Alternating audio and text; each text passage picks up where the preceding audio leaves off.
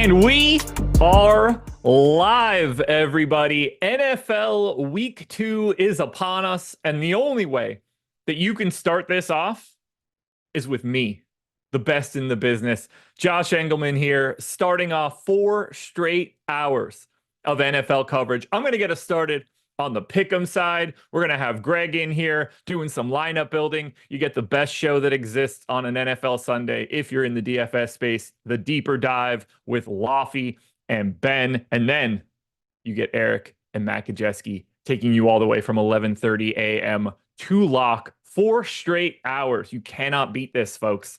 It doesn't get any better than this. Hit the like button as we get started. Subscribe to the channel. Hit the notification bell so you know when everything goes live. Follow me on Twitter at Josh Engelman. Chill One says Josh needs some coffee. Josh has already had 1 coffee. Josh would like another coffee, that's for sure. I cannot go get that until this show ends. I am going to take my AirPods out, though. I was wondering why I sounded so weird in my own ear. Probably has something to do with the fact that I'm limiting my hearing. Although, the new, what's it called? Firmware? Is that the right word?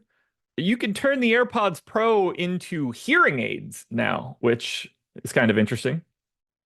Jake's in the building. Time to sit back, relax, and build $1 million lineup for the next 4 hours. You can do that using the single lineup sim on Stochastic if you want to do it. Best tool that we've ever made. I love using it. I'm the czar of that tool. Nobody builds out lineups better than me. I sound like Trump. Nobody. Anyway, we're going to look at the pick'em side of all of this one. I've got Odds Shopper pulled up. The portfolio EV tool does all the work for you. You can't beat it. I'm here Monday through Friday, usually at noon, but it depends on the MLB slate. Working my way through this Odds Shopper tool, through the portfolio EV tool to give the best plays that I possibly can. And that's what we're here to do now. We do have a decent chunk of options on the pick'em sites, your pick six, your prize picks, your underdog, your better, your dabble. We have all of this. And we're going to look at it right now. I have it pulled up on the screen. I am going to move this window around so that I can see what you guys see and so that I can see what Jordan sees. Shout out to Jordan behind the scenes. But we're heading to the Pick'em Optimizer right now. And we might as well start on prize picks. That's always the most fun spot to start. Now, can we take things that aren't NFL plays? We can, but we're going to start with NFL plays because that's the theme of what we're doing. Because the first play that's on here, we might have to actually take advantage of. It's Landon Roop strikeouts. It's the highest EV play on prize picks using the portfolio EV tool right now. But it's not football. So it's off the theme of what we're doing, but we don't really want to skip it because 5% EV is something we shouldn't ignore. The number 1 NFL play that's available is Juwan Johnson, under 24.5, receiving yards, 3.2% EV, 56% win rate. If we add that with the Landon Root play, we're up to 2. The next NFL play, we're already down to 1% EV, but this is going to be a positive value card when we're done. And oh, by the way, we still have the Caleb Williams free square going on prize picks, over 0.5 passing yards. Now you're going to be limited on the size of the card that you can put in there. It's going to be $5, I would imagine. That's okay. Free money is free money. So we're going to add the Josh Reynolds play in. That's going to be over 25.5. That gets us to 3. Now, you'll see immediately the EV on this 3-leg play, not good. You rarely want to be in that 3 and 4 range. You really want to get yourself to 5 and 6. And if we add Gerald Everett, under 18.5 receiving yards, that gets us up to 4. The next play we add will be massive for what we're doing. And that's going to be Josh Jacobs receiving yards because we want to make this football themed for what we're doing. As we add Josh Jacobs, you see it go from negative 10% EV to 9% EV, a 19% EV swing by adding in a play that's only 0.5 EV. If we take it up to 6 and we add in what is the next available line on the football side, we might not even have a good one. We're going all the way back up to baseball. We're adding no, we're going to the WNBA. Take that off of NFL, Jordan. Go to the WNBA and grab Tina Charles, under 10.5 rebounds, third from the top. 15% EV on this card. That's massive for value right now. Did we have to go to the MLB streets and the WNBA streets? We did. But all you have to do to place this, if you're using the portfolio EV tool, is click the Bet Now button. When you click it, it will immediately take your plays to Prize Picks and populate the entire card. So we're going to drop this one in now. This is the best thing that you can build on Prize Picks right now, and you can 25x your money if you go 6 for 6. So I'm going to enter that play. But this is for everybody else now that's watching this, that's really trying to grind out a bit more bankroll. Remove the Josh Jacobs play. So take every play that we have, but remove Josh Jacobs, and then add in the Caleb Williams free square on Prize Picks. Now you have a 6-pick card, but you have 5 great plays plus the free square. You're only going to be able to get 5 down, I'm guessing. Yeah, it is 5. But there's no reason to leave that on the table. $5 to win 125 here. That's if that's a pretty standard bankroll option for you, being able to take advantage of this is huge because you're already locking in one of your 6 plays. It's not going to be the biggest payout, but the ROI is still the same. Don't sleep on these things. Sean Preston says he got Dobbins in mind and Lamar Rush. Yeah. I mean, there's going to be a lot of options throughout the week that you can grab and do this. But for right now, what I have on my screen is Caleb Williams. So we got a Prize Picks card built immediately. And I'm going to hop over here and share that link in chat because I want you guys to join me in tailing this. We're not competing with each other here on Prize Picks. We can win as a collective. So I just dropped the link into chat. If you guys want to tail that Prize Picks card, go for it. I think the next place that we head is Underdog. So if you want to change that from Prize Picks in that top left-hand corner, Jordan, to Underdog, we can check and see what is there. Not a lot. Not a lot. But if we take the Johnny Munt play and we take the Tony Pollard play, so that's going to be over 18.5 receiving yards for Munt and under 15.5 receiving yards for Pollard, we have aggressively negative EV. If we take the KJ Osborne play, so we're going to stay in the NFL streets for right now, that gets us to 3% EV on a power play. So you need all 3 of them. On a flex play, it's negative 12. We probably need one more. And it feels like we should probably go to the MLB side. The next best play is Fernando Tatis total bases. So hit that drop down for NFL, Jordan. Switch that to MLB. Or just get rid of all of it. All right. You're on Prize Pick. There you go. So take Munt, Pollard. You're hiding them. Uncheck those boxes you just did. There you go. Munt, Pollard, KJ Osborne, so a little bit further down. And then we're going to add Fernando Tatis and see if that unlocks anything for us. It's a negative 6% EV on a power play. It's 3% EV, however, on a flex play. Are you missing Tatis? Wait, who are you missing? Tatis, Munt, Osborne. Tatis, Munt, Osborne. You're missing Tony Pollard, so head back to the NFL side.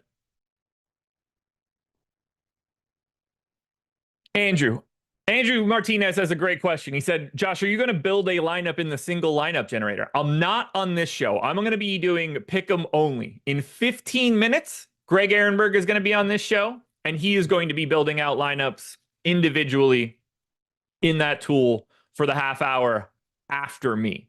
So do you get the czar for today in single lineup building? You don't. But you do get Greg, and that's a pretty good runner-up. So We've got our 4 in here for underdog. Jordan, if you switch that top left side from power to flex, does that show us the +3 EV? -1. If we add one more play, which is Chelsea Gray, under 11.5 points, so we're in the WNBA streets, we do get a 5-pick flex card up to 5% EV. That's like the minimum that I ever want to take advantage of. Not that you can't take lower than that, but that's usually my threshold. You want that top one, yeah. I wonder why ours are a little different. But either way, I've got it at 5%. I'm going to put that in now. I will post this link as well. But now we have a 5-pick underdog card. And we're getting +5% EV on underdog. So we've hit underdog, easy. We've hit prize picks. You really can't ask for much more here. I'm entering the Johnny Munt, or I'm entering this card right now. So it's Munt, it's Pollard. We have free squares as well on underdog. So do the same thing that I talked about for prize picks on underdog if you can. As I look at it, I have a discount on Justin Jefferson, 58.5 total yards. You can take the higher there. There's a discount on Mike Evans. There's a discount on Jamar Chase. And you have the Vulture TD protection on underdog. So I'm going to get Osborne in. Osborne is receiving yards as well. Now, that line did go from 21.5 to 20.5. So a slightly worse play than it was before. Not enough that changes this. It probably brings it down to like a 4% EV card. But we can still take it. So I've got my 5 picks in. That's Pollard, Osborne, Tatis, Chelsea Gray. Not Alicia Gray, Chelsea Gray. Remember, there are 2 Grays. You don't want to get that wrong. But 5-pick card, 10x if you go 5-0. Card is confirmed. Link is copied. And the link is now dropped into chat. So you can tail me on prize picks. You can tail me on underdog. We got another one to build yet. Let's head on over to the DraftKings to the DraftKings Pick 6 plays. And the DraftKings Pick 6 optimizer. We can go to the NFL side now. 1 o'clock games. We do have a pretty decent chunk of expected wins. Noah Fant, 62% expected win rate. Travis Etienne to not score a touchdown. And then we're circling back to Juwan Johnson, under 25.5 total receptions. Oh, Jordan, your screen is so weird. Seeing today 10 a.m. is so weird to me. I don't know why your stuff isn't pulling up because I have it in front of me. But either way, I've got a three pick card on pick 6 with the 3 best plays that you can get to. Oh, and now you see them on the screen. Noah Fant. I got Travis Etienne. I don't know if that went away or not. And I went Juwan Johnson. So I don't see the Etienne play. So let's take the Kittle play instead. Those 3 plays give us a 21% chance to win. We have the odds at +324. But these are the 3 best plays that you can find on pick 6 right now. Very easy to take advantage of. I'm heading over to pick 6 as we speak to build out this 3-pick card. Now, we've hit prize picks, we've hit underdog, we're hitting pick 6. You guys can do the exact same thing that I'm doing by signing up for OddsShopper and by signing up for the Portfolio EV tool. If you go to oddshopper.com and click the link to sign up, you'll see weekly and monthly packages. There are links in the description of this video as well. If you're looking for even more plays, if you want to focus on individuals, we have the Tails Expert Picks Marketplace. You can subscribe to individuals, Laffy, Ben, Eric, Gajeski, me, obviously, and more. We've got a lot of different individuals that you can subscribe to, depending on what kind of plays you're looking for, or sports. You can get the boss man, Alex Baker, back in the WNBA prop streets if you want to. Lots more people getting added on a day-by-day basis. You can subscribe to anybody that you're looking for. So if you see somebody here that hits the sports and types of plays that you're looking for, don't be afraid to check them out, everybody. That is the Tails Marketplace. Again, you can find that on oddshopper.com. I'm going to enter this final pick 6 card in, which is Noah Fant. And that's going to be Fant's receptions, which is pulled from DraftKings pick 6 right now. Receiving yards is still out there, but the touchdown or the reception prop has been pulled. Too many smart people watching this show hitting that line. Now, does the ETN line still exist?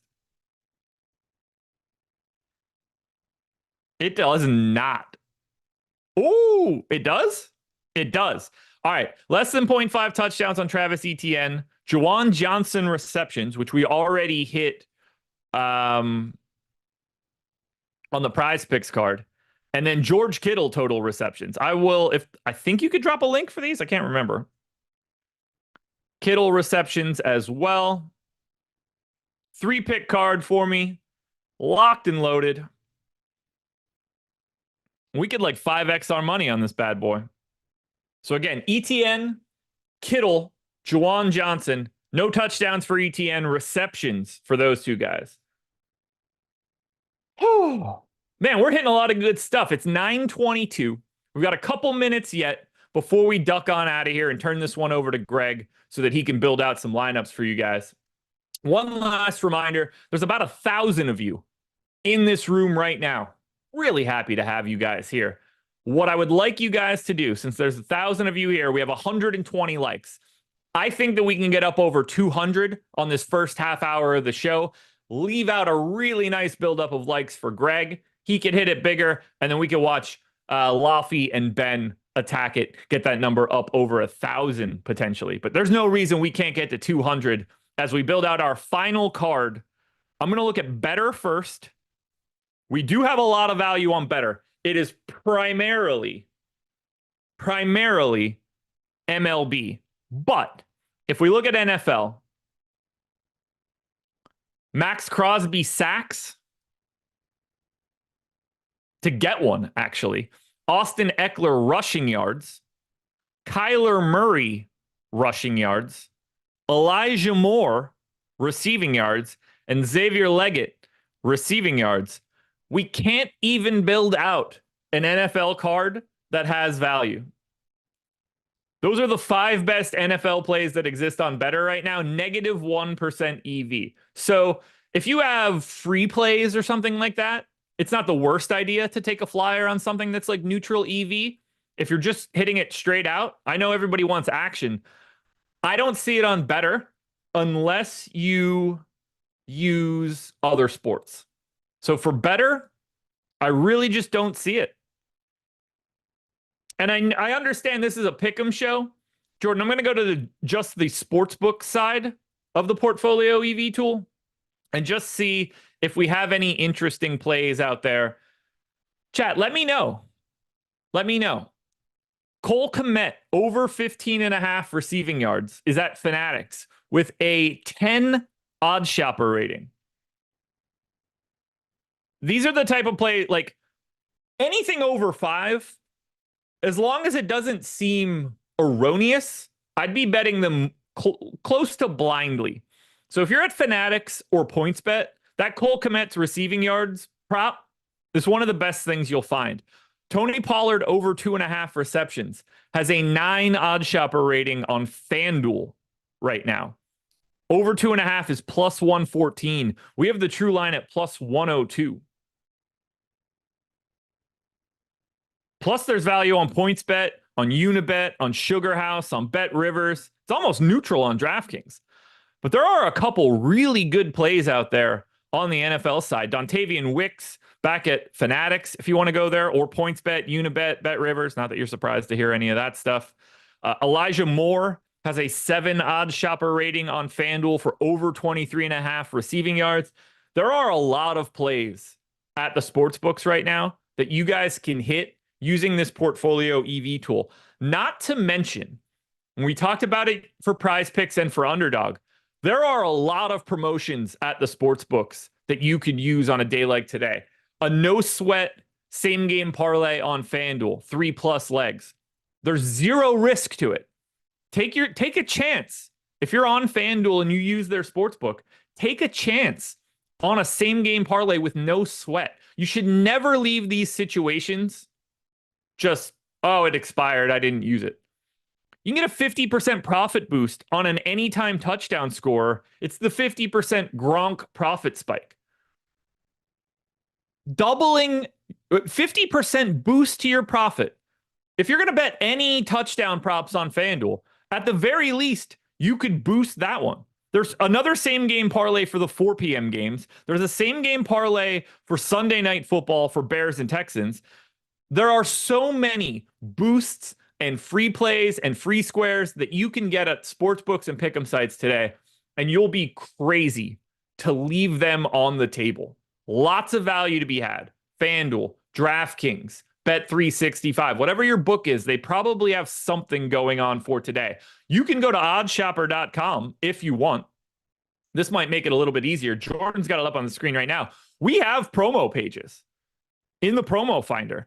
Find the sportsbook that you have, look for specific promos. We might be able to help you out. Maybe you haven't signed up at that book yet, and they've got some sort of deposit bonus or free bets that you could take advantage of on a day like today. All of that is available to you, and the information is locked and loaded on OddsShopper. And as I look to my right, I see 1,100 people in the door and 200 likes. Thank you guys for doing exactly what I needed you to do.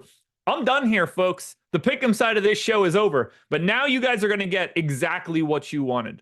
The NFL slate locks at 1 o'clock. Greg Ehrenberg is starting it off right now for the next half hour, building lineups in our single lineup tool. It's the best. Build it out, simulate the lineup, find the ROI, how often it wins, how often it cashes, and then make some tweaks from there and try to improve that lineup. You can do that along with Greg for the next half hour and then get 3 more hours of Week 2 NFL coverage. Thanks for being here, everybody. Like, subscribe, notification bell. Follow Josh Engelman on Twitter. Win some money today. Hit the bets. Hit the DFS contest. Maybe one of you guys are going to be a millionaire by the end of today. Who knows? I hope it's me. But if it's not me, I hope it's one of you guys. I'll talk to you guys later. Enjoy the rest of the show.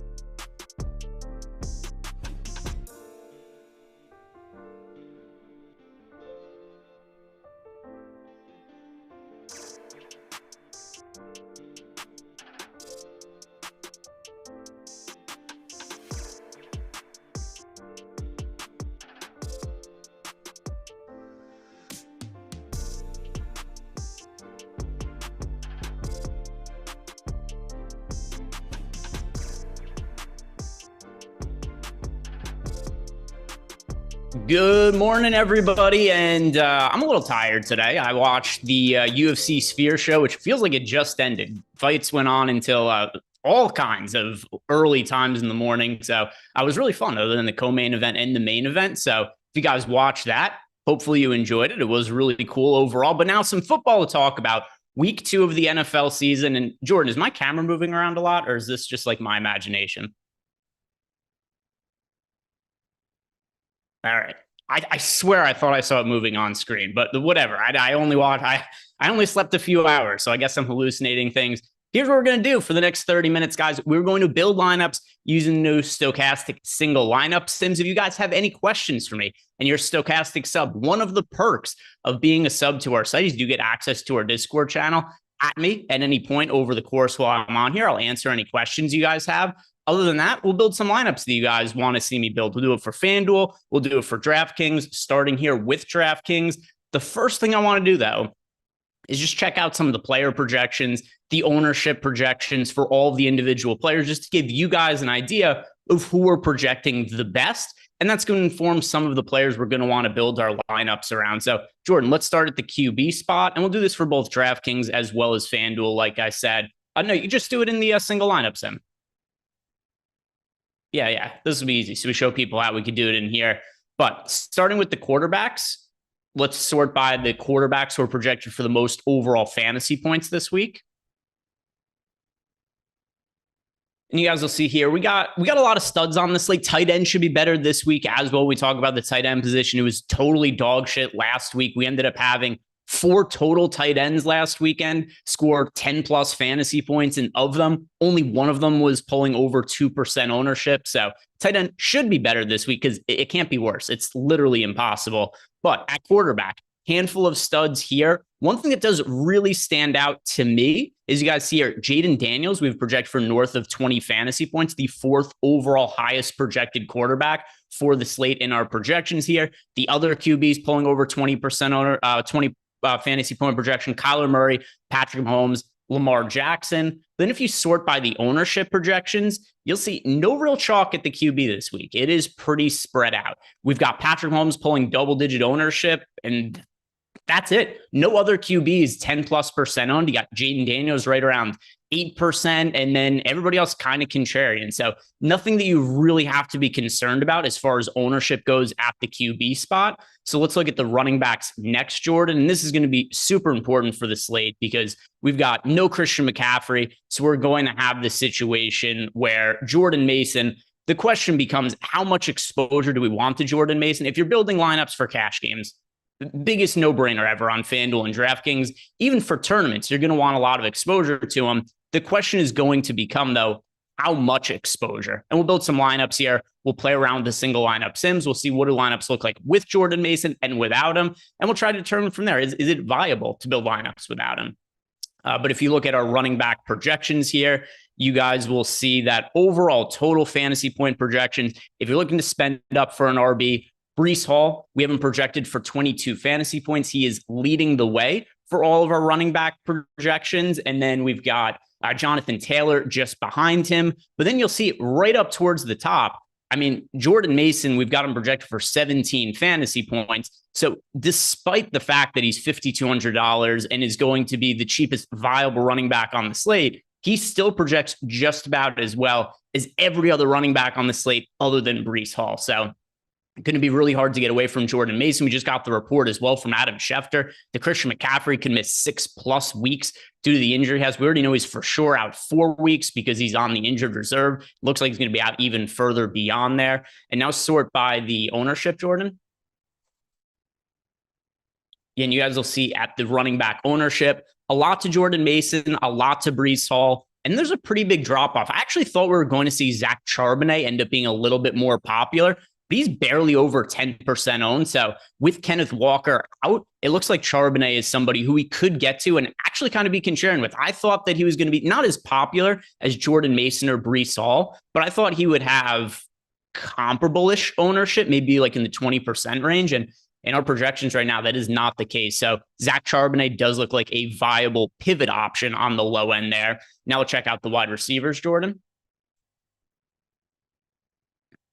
Yeah, and you guys will see at the wide receiver spot, more injuries coming into play here because at the wideout spot, we've got a bunch of ownership and a very high projection as well going to Cooper Kupp, who, I mean, Cooper Kupp, we're not all that far removed from him being considered the consensus #1 overall pick in best ball drafts, in yearly fantasy football leagues. And then last year, he's hurt for a lot of the year. Puka Nacua as well really rose to prominence as a rookie. And now Puka Nacua, he's also going to be out for an extended period of time. So we're only into the second week of the NFL season and massive injuries impacting these slates and creating a ton of value. So Cooper Kupp, who's not crazy expensive on DraftKings or FanDuel, $7,600 on DK. He is one of the top overall plays on the slate as well. CeeDee Lamb leading the way for wide receiver projection here, 23.16 fantasy points for us. But he's $1,200 more expensive than Cooper Kupp. So Cooper Kupp, when you guys check out the ownership projections, he is the only one that we have in his range of ownership, where just under 30% projected ownership for Cooper Kupp, and nobody else is really above that 20% mark. You got Deebo Samuel and CeeDee Lamb kind of close to it. Rashee Rice just underneath after he had a big game in week one, and also Hollywood Brown, another injury. He is month to month. So we have like no update on Hollywood Brown. So Rashee Rice, he is for sure cemented as the number one wideout for the Kansas City Chiefs. And now finally, the tight ends, Jordan. Yeah, so if you guys see the tight end spot here, where no way it's as shitty as it was last week. It's impossible. It was the worst tight end slate I've ever seen in my entire life. And now on top of it, we are going to have Travis Kelce on the main slate. We've got Sam Laporta on the main slate. We've got George Kittle. We've got Mark Andrews. So we've got a lot of the big names at tight end, and they were not there last week, which certainly contributed to not very many tight ends scoring big fantasy point totals. We don't have any of them projected as well as the top end running backs or top end wide receivers, but still we've got Travis Kelce, Trey McBride, Sam Laporta, all of them just under 15 fantasy point projection. And then if we sort by the ownership here, you'll see it's pretty spread out at the tight end spot. Yeah, nothing really crazy. We've got tight ends here, Trey McBride, Colby Parkinson, also benefiting from the absence of Puka Nacua, Travis Kelce. All of these guys right around 10% owned, but it's pretty spread out. Where the condensed chalk is, it's at wide receiver and it's at running back. Let's start building some lineups here, and let's see if there's any questions for us in the Discord, which, yeah, a couple of them right here. First, Ethan7, he submitted a lineup to us, which, yeah, Ethan, I'll plug your lineup in at the end here after we build out some lineups so we have time to get to it. If not, I'll answer any questions about your individual lineup after I'm done here. And then there is one other question here from Empty Pockets. He says, what is the minimum ROI that I would like to see to call a lineup viable? So in general, anything plus EV is going to be good.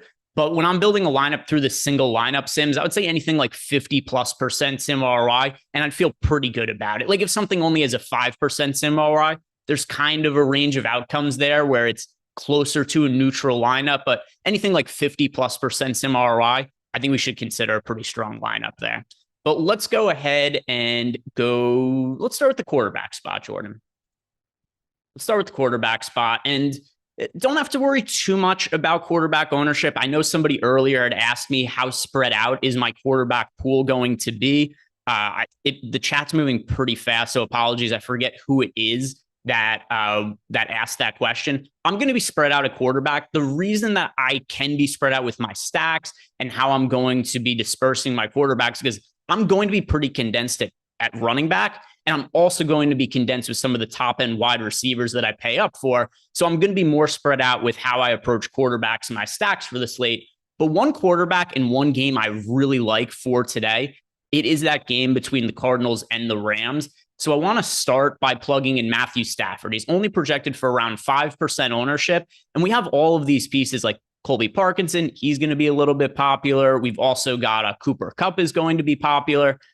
So with that being in mind, I mean, one way that we could play these guys together and still have a lineup that has a lot of positive correlation, and then you're also getting not too crazy ownership, you plug in Matt Stafford with them. So let's go Stafford and then go Parkinson at tight end, Jordan, as well as Cooper Kupp at wide receiver.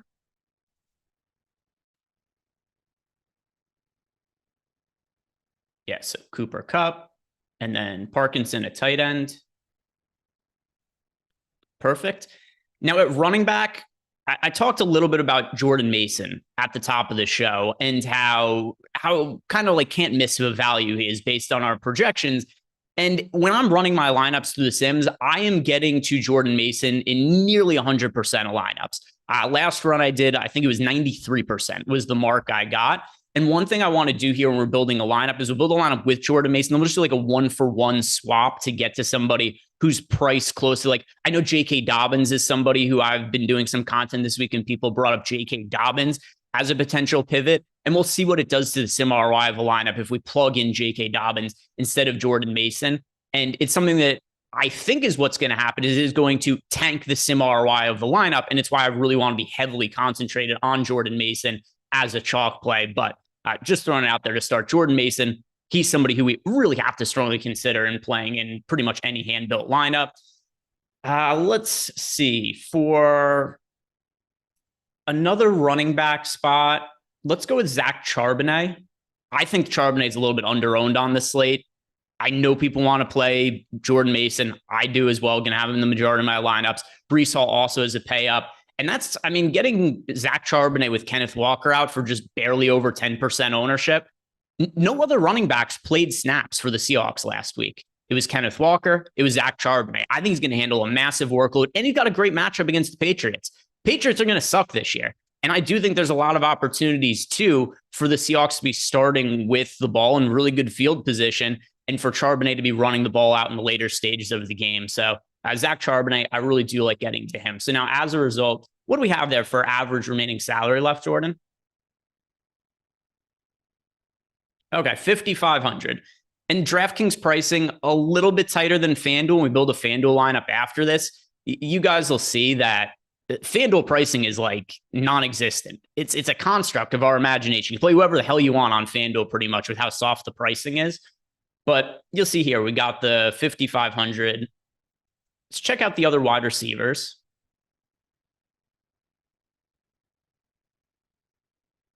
So one wide receiver that I do like a lot for this week that's priced around this range is Malik Neighbors.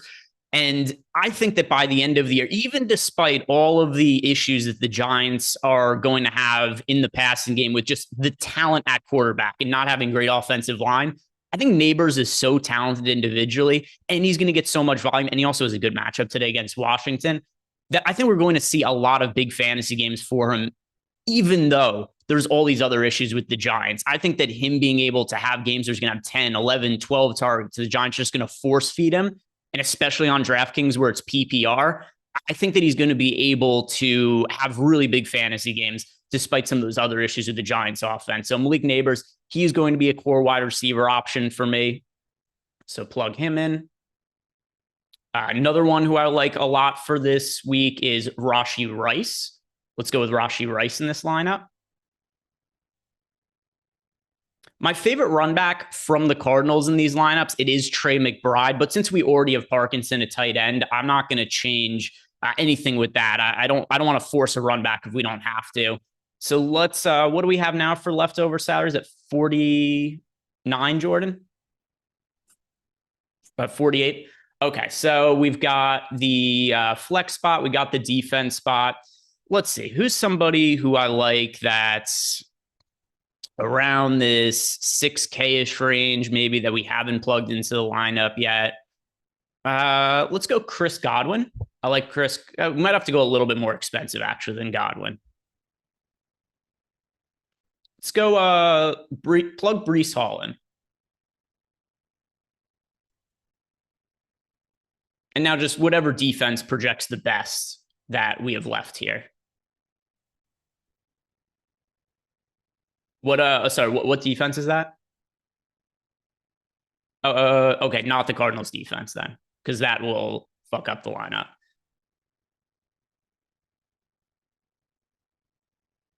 Yeah. Yeah. And now we'll see what this ends up looking like. And then the next thing I want to do after this is just take out Jordan Mason. And instead, what we'll do is we'll plug in J.K. Dobbins and then whatever other defense fits. And then from there, we'll see what this does to the sim ROI. And it'll kind of give us an idea of what the opportunity cost is of feeding Jordan Mason in lineup. So really strong lineup here, 117.1% sim ROI. But now, Jordan, let's take out Jordan Mason. Let's plug in J.K. Dobbins. Might have to take the defense out first, just so we have the salary space to play with.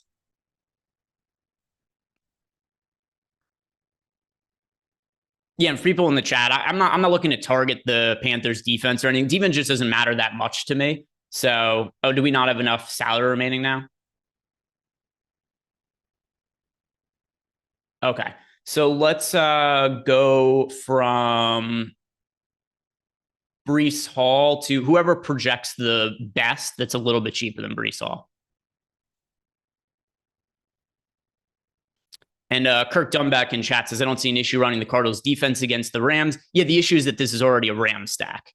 So that for like in general, I don't really have an issue with any defense, but for this particular lineup, it wouldn't have made sense to plug in the Cardinals defense just for this. Yeah, put a Garrett Wilson instead. Because it's like as close to comparable to Brees Hall as we could have here. And then whatever defense projects the best with the salary we have here. Cool. Plug the Ravens in.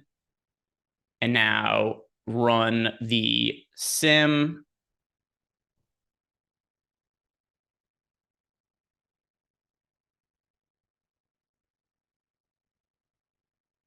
Yeah, whatever defense projects the best, as long as it's not the Cardinals. Cool. So now let's run this through and we'll see what ends up popping up here. By the way, if you guys haven't done yet, like the video, subscribe to the YouTube channel. After me, we're going to have the deep dives. So we're going to have Lofty and Ben Ross. They're going to go through every single game by game basis. And then live before lock, Gajeski and Eric Lindquist, they're going to check out their exposures and any final projections updates or anything like that. So lots of football to come. And we've got, 3 hours to go here until lock, guys. So check out all the content that we have here for the rest of the day. And you'll see there was a pretty significant drop-off by making those changes. We went from having a 112% SIMRI to 74%. So you can still build lineups without Jordan Mason that project well, but they're not going to project as well as the lineups that have Jordan Mason. So he's going to be in close to all my lineups today. Even playing in the Millie Maker where I'm playing 150 lineups, I'm going to have him in somewhere around 90-ish% of my lineups. Logically, if we were trying to find the best way to fade Jordan Mason, I do think the pivot there is probably Deebo Samuel, just because Deebo Samuel is the other guy who's taking snaps out of the backfield for the 49ers. So maybe Deebo scores the touchdowns. Maybe Jordan Mason gets hurt and Deebo has to play more running back snaps. So that's the direction I would go. If you absolutely wanted to make a lineup that didn't have Jordan Mason in your hand building it, play Deebo Samuel in that lineup instead. Let's go build a lineup for FanDuel now, Jordan, and we can show people just how soft the pricing is over on FanDuel, because if we built out that same lineup on FanDuel you did on DraftKings, it would leave like $4,000 in salary on the table just because of how soft the pricing is over on FanDuel. But my favorite overall pay up option at the wideout spot, it is going to be CeeDee Lamb if we're talking about like the all the way high end. So let's build a Dallas Cowboys stack here. We'll go CeeDee Lamb to Dak Prescott. And another thing too about paying up for CeeDee Lamb, it's just so easy to do on FanDuel because pricing pretty much non-existent. But running back now, let's plug in Jordan Mason.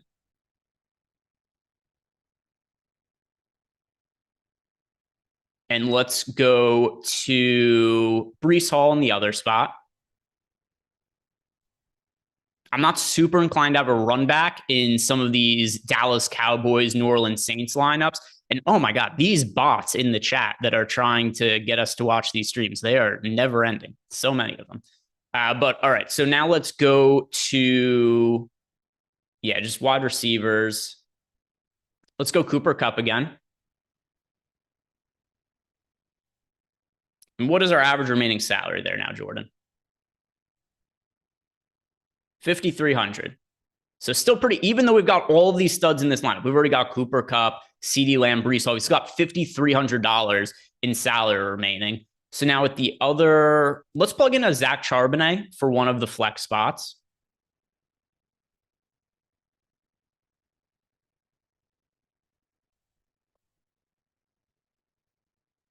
Okay. For tight end, I like Trey McBride a good amount on FanDuel. When I was running Sims earlier, he's the one I was overall getting the most exposure to. Jamie Moore left the super chat. He wants to know any viability to a naked Malik Willis lineup on DraftKings.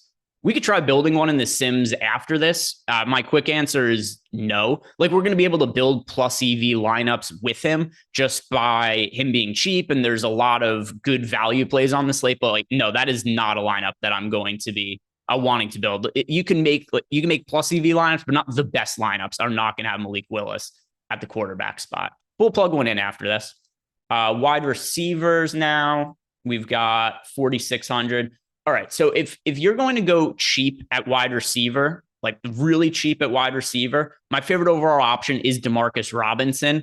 With Puka Nacua out, he's the guy who's going to see the most gains in terms of playing time, in terms of routes run, in terms of targets.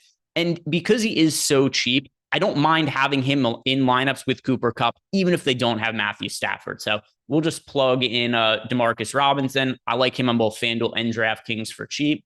And what was the defense we ended up plugging in there? All right, cool. Let's run it through and see what we end up coming up with for the sim ROI here. And yeah, in general, Dak Prescott and CeeDee Lamb, that looks like the stack combination I'm going to have the most in my lineups on FanDuel today.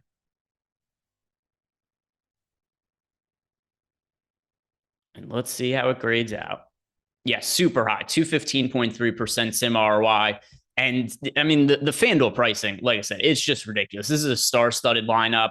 And then even the cheaper players we have in, it's all guys that are benefiting from injury absences. So you can build some really strong-looking lineups on paper over on FanDuel.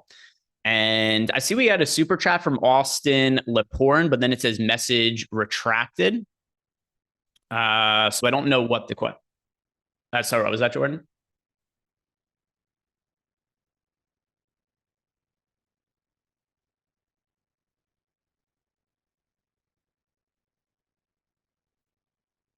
Yeah, so there isn't something you could do like that in the contest generator and the Sims. But if you're hand building lineups in the single lineup sim, that's how I think about constructing some of those lineups. Is it would just be with a hand built lineup. One thing you can do though is you can use some of the filters to find lineups that have Deebo Samuel that don't have Jordan Mason. And the way you'd go about doing that is, do you have a sim already run, Jordan? Okay. So yeah, I'll show Austin how to use the filters on this afterwards. But what you would do is on the right-hand side of the screen, there's like 3 dots where it says lineups. You could select your top lineups and you put in 2 rules. You want to have lineup contains Deebo Samuel, and then lineup does not contain Jordan Mason. And then you just hand select some of the lineups that project the best that have Deebo Samuel and don't have Jordan Mason. But you wouldn't be able to do something where you just only build lineups that have Deebo Samuel, don't have Jordan Mason. And one other question we got here in Discord, it is from Cream. He wants to know, would we play Najee Harris over Zach Charbonnet? Like, I'm sure I'll have a couple of lineups that might have Najee Harris that don't have Zach Charbonnet. But if I was hand building a lineup or two, no, I wouldn't prioritize Najee Harris over Charbonnet. One thing from last week where we saw Najee Harris have, a decent game, got a lot of workload. Keep in mind that Jaylen Warren went into that game with an injury, and he was considered very questionable to play ahead of week 1. And I do think that kind of cut into both the effectiveness as well as the workload of Warren. And I think going forward, it's going to be more of a split between Harris and Warren, and also a little bit of a hot hand approach where you could have individual games where Harris struggles on his first series, Warren plays well, and then all of a sudden Warren's getting more of the snap. So I think there's enough running backs, especially for cheap, that are in workhorse sort of roles for this week that I don't really want to be prioritizing Najee Harris. Yeah, so show on the right-hand side, Jordan, in the lineups page. Yeah, so right over lineups, go filter, and you could say lineup contains, and then just type in Deebo, D-E-B-O. All capital letters. And then add a filter, and then says lineups does not contain.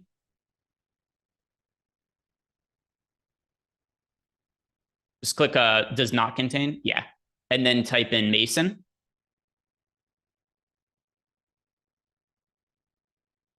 Yeah, and then from here, you could see the top lineups by sim ROI that have Deebo Samuel but don't have Jordan Mason. So that's a way you could just hand select some of the lineups through the sims that end up being the best with that kind of construction.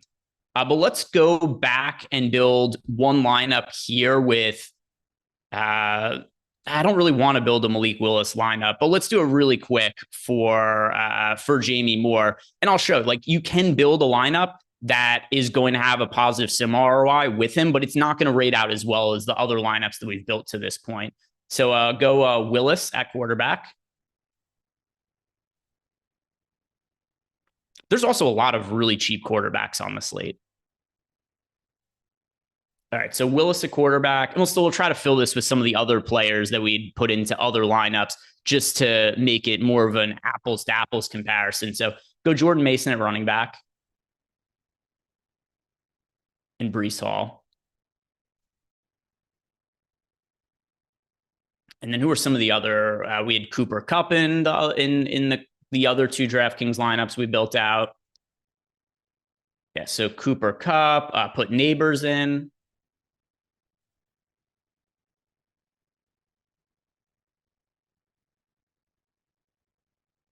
And then who do we have at wide receiver in the other lineup? Do you remember, Jordan?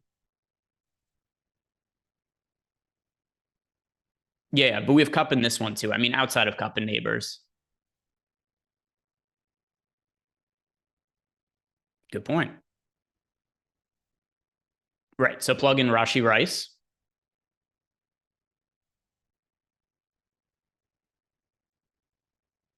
And then, yeah, still go Parkinson at tight end.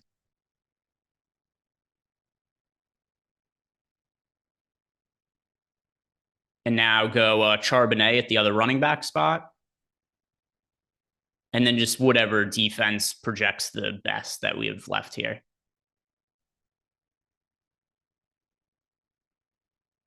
Cool, plug it in. And now let's just run the ROI here, run the sims, and we'll see what we end up getting to. And we'll see. Malik Willis at quarterback, what does that do relative to some of the other lineups that we built where we had Matthew Stafford at quarterback on DK?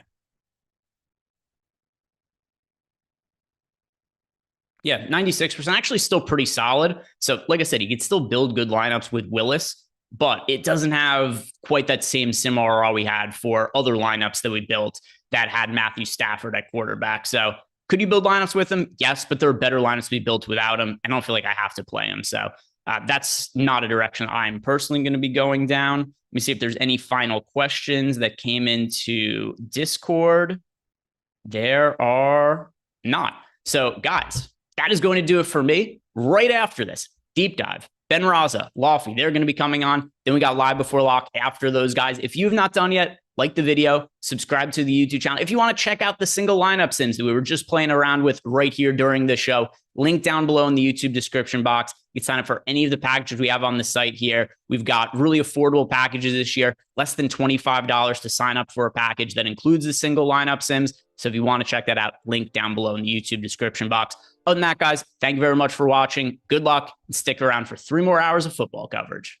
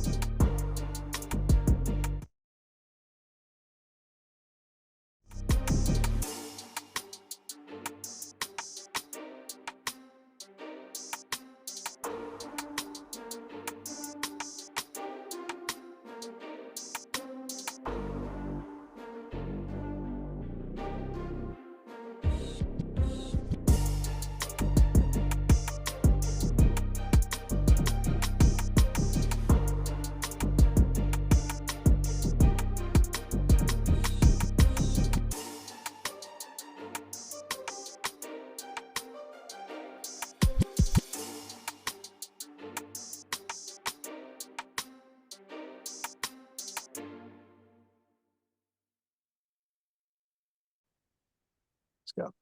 I gotta quit this fucking vape. That's next. I gotta quit. No good? Huh? Is it no good? I mean, it's not good for you. No, of course not. I don't know. How would I know that? Yeah, sure. But no, it's not. It's not. Maybe I'll go to be like Josh and just start those Zins and this guy, Jordan, without ever smoking in their lives. Just like one day, Josh is going through 8 tins of Zin. Hey, good morning. Welcome to the Stokastic.com NFL Deeper Dive. Yes, 13 game slate for week 2. We're still prior to bye weeks, so it's a lot. I'm a big fan of the bye weeks, but I don't like to just discount games, but there's several games under 40 points today. It's like super ugly scoring environments. You have a 36.5, a 38, a 39. Some of these teams just aren't particularly good. That doesn't mean we won't talk about them, but it means we will talk about them less. Anyway, happy to have you guys with us on a Sunday morning. If you could be so kind, take one single second, atone for your sins. You should be elsewhere, but you're here, and we appreciate it. Hit that thumbs up. Subscribe to the channel. Leave a comment down. Actually, no comments. No shelf life on this. Just subscribe to the channel and leave and hit that thumbs up. Goes a long way for us. Anyway, I'm Dave Lochran. That's Ben Rasa, who last night had me in the Discord over at Tails by OddsShopper, our betting site. Had me sweating and everyone in the group. Kent State plus 72.5 live bet. Now, mind you, this was a 65-point game at halftime, 65-0. And at one point it moved to 88.5, immediately dropped back down. I doubled and tripled down on that spot, Ben. Yeah, you and did. A 65-0 game at halftime ended up 71-0. You covered the original live spread at 72.5. I don't think any single person in the room with you thought that was even possible.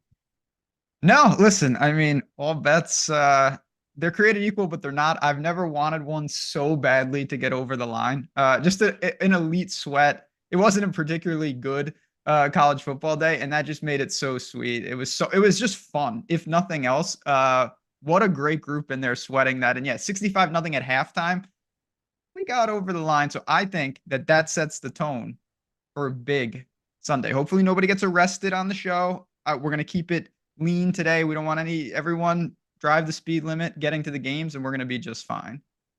Wait, what? What do you mean? Last week we were rolling, and then Tyreek got arrested in the middle of our show. Yeah. And it derailed. Detained. Stop. I don't want to get our show pulled because you're saying he's doing 5 to 10. You never know. Who knows where it goes today? But yeah, no, that killed the rhythm. But you know what? I have a feeling that'll be a one-off. Let's hope. Tyreek was as good as detained on Thursday night, though, huh? I mean, holy shit. That game was just everything about that game was just bad. I had Waddle props, and they obviously didn't get there. And yeah, that was bad on several levels. Anyway, glad you guys decided to join us this morning. Means a lot. Other places we could be, other things we could do, but why not be right here? We'll hit a couple super chats, then we'll get straight into these games, Ben. Of course, Plan B Smoothies. New week, same birthday. Happy birthday, Laffy. Thank you. 15th birthday this week, according to him. And is that Yobi Trice? Jordan Akins over Parkinson if I'm starting Stafford with Kupp and Robinson? Question mark. Also stuck between Seahawks defense and Washington defense. All right. So, I mean, the Akins thing is no David Njoku. I honestly think there's an argument for both of them there because Parkinson's so cheap that like just tying him to a quarterback makes sense. But if you don't want to be over leveraged to the Rams, then I get Akins too. But I honestly, with how cheap some of these guys are in the passing attack outside of Kupp, I don't think it's crazy if you're just like, all right, you know what? I'm going to go with a cheap Ram stack across the board and hope that Matthew Stafford pops off. No doubt about it. I guess like you just said, I don't even view it as over leverage. You know, the Ram stacks in the Sims, I was getting a ton of Stafford +3. And so they're so cheap. They're so cheap. And Robinson and Parkinson, that makes a lot of sense. So not to punt on the question, but I think those are all great problems to have. I have Seattle and Washington in my defense pool. I'm comfortable with all of them. And Akins and Parkinson are two of the most obvious pay down options at tight end. So I think you could pair them. I think you could choose either or, and you're going to be just fine today. Washington in your pool. What? You don't, yeah, Daniel Jones, noted taker care of the ball. Like, You're not playing Daniel Jones today? I am. I just Yeah, so I'm doing one. both. That's Yeah, the for sure. Jameis. Like, he's both of things can be very true. Yeah, I will be doing both. And I would imagine one of those I will be highly remorseful for when all is said and done. Likely Daniel Jones. But that Washington D stinks. Yeah, it's bad. They Real stink. bad. Ready to get into it? Let's do it. All right. First on the board, Ravens, 41-point total, but that isn't to say the Ravens don't have a nice total in their own right. It's just Vegas doesn't. It's in Baltimore, 8.5-point favorites at home. You know, look, I'm always willing to take shots on guys like Devontae Adams, and Zamir White was one of those guys last week where you just didn't need it, right? You just didn't need to get there. And good thing you didn't, because he really wasn't all that impressive at all in a spot that is much better than the one you get today. Alexander Madison's the one that played 60% of snaps in that game anyway. Zamir White played less than 40, and Madison was getting passing work deep in Chargers territory. I'm just having a tough time feeling, Brock Bowers was involved for sure, but Baltimore, Jim Harbaugh at home. And I know people will make that argument about that game. Was it recent? I don't remember when, but they came into Baltimore and beat them. But at the same time, I have a tough time with 13 games getting behind this Vegas Raiders offense today. So do I. Obviously, it wasn't, to their credit, I think it wasn't the best environment for production when you're playing the Chargers and you're dealing with that. But now you're playing the Ravens. That's also very, very bad. And you're on the road. You're sizable underdog. And it seems like, we're inferring, because it's been 1 week, that the distribution of targets is going to be pretty widespread. And that's a problem, because there's an opportunity cost with no buys that is really immense on this slate. So it's not to say I don't like Brock Bowers, but do I like him more than all the paydown options? Do I like him more than McBride and Laporta and those guys? Probably not. It's not to say I don't respect Devontae Adams. Do I like him better than Wilson, Evans, Kupp, Chase, Brown, Jefferson, and Lamb? Probably not. And so it's a pretty easy cross off for me. I have basically no Las Vegas in the entire pool. By the way, every Tuesday, you and I kick off the First Look show with Goblin of the Week. That's true. How did we not mention Antonio Pierce punting on the Chargers 43 down 4th and 1? They said that was the first time a coach has done that in 8 years. I mean, you talk about what is it? The coward scale or something? Yeah, the surrender index. The surrender index. There's also something like cowardly, whatever. That has to be all the way at the top. That's one of the worst coaching decisions you'll see all year, and it happened in week 1. I forgot about that until this moment. My life could have been a lot better if I never remembered it, because now the blood pressure, insane. It literally broke whatever that algorithm was. It was in the 100th percentile of stupid decisions, they said, basically. Like, it was just beyond. Nice job. And you know what was beautiful about that? It didn't work at all. Just straight Why punished. would it? It was 4th and 1, dude. It wasn't 4th and 7. It was 4th and 1 at their 40, at the Chargers 43. That sums it up. That just furthers my lack of interest in this team. Was it a touchback? No, I think no, that would be extra bad. I think they downed it at the 4. And then, as I say all the time, 3 plays later, when the team is back on the 30, it's wow, lucky we punted. Cool. Yeah, and they ran clock out to get back to the, it made it even worse. Yeah. Terrible. Yobi Trice with another super chat. Wife can't believe I'm watching this. Do I divorce? First off, why? Second off, serve her with some papers, brother. I mean, it's Sunday morning. It's football. Tell her we don't get very many of these. And when we do, we're going to take advantage of them. After you win the Millie, I have a feeling all the tones will change. The show will be part of your normal routine, and everyone will be supportive. But yeah, come on, the more the merrier. Tell her to sit down, eat some breakfast, and watch the show. That'll work. Yeah, that's how that always works. Yeah, I can't even get May to watch the show. But and no, yeah, no. I've been doing this for so long, and she's like, "What do you do?" You know, yeah, nobody knows. she knows, but doesn't care. Hey. Baltimore. Interesting spot for Baltimore. You and I kind of talked about a lot of this on Tuesday with Derrick Henry. You know, there's an argument to be made, I suppose, about Derrick Henry having a big game. He's definitely game script dependent, so I can appreciate that. But this offensive line has to show us that they're better than they were last week. Because if the Raiders have one thing that's pretty good, their D line's pretty good. You know, like that's one. Not saying their run defense is great. You know, we saw J.K. Dobbins run all over them last week, but the D line, they can get pressure. Do they just try and run it to Henry? Possibly, but here's the problem I keep encountering, even though he's not super expensive. Do I think he gets goal line work? Absolutely. To be honest, over the last 2 years, Lamar Jackson's goal line attempts are actually wildly overstated. Hasn't had that many. I think he has 9 total over the last 2 years, Ben. Probably a lot less than people would think. But let's say it is a game.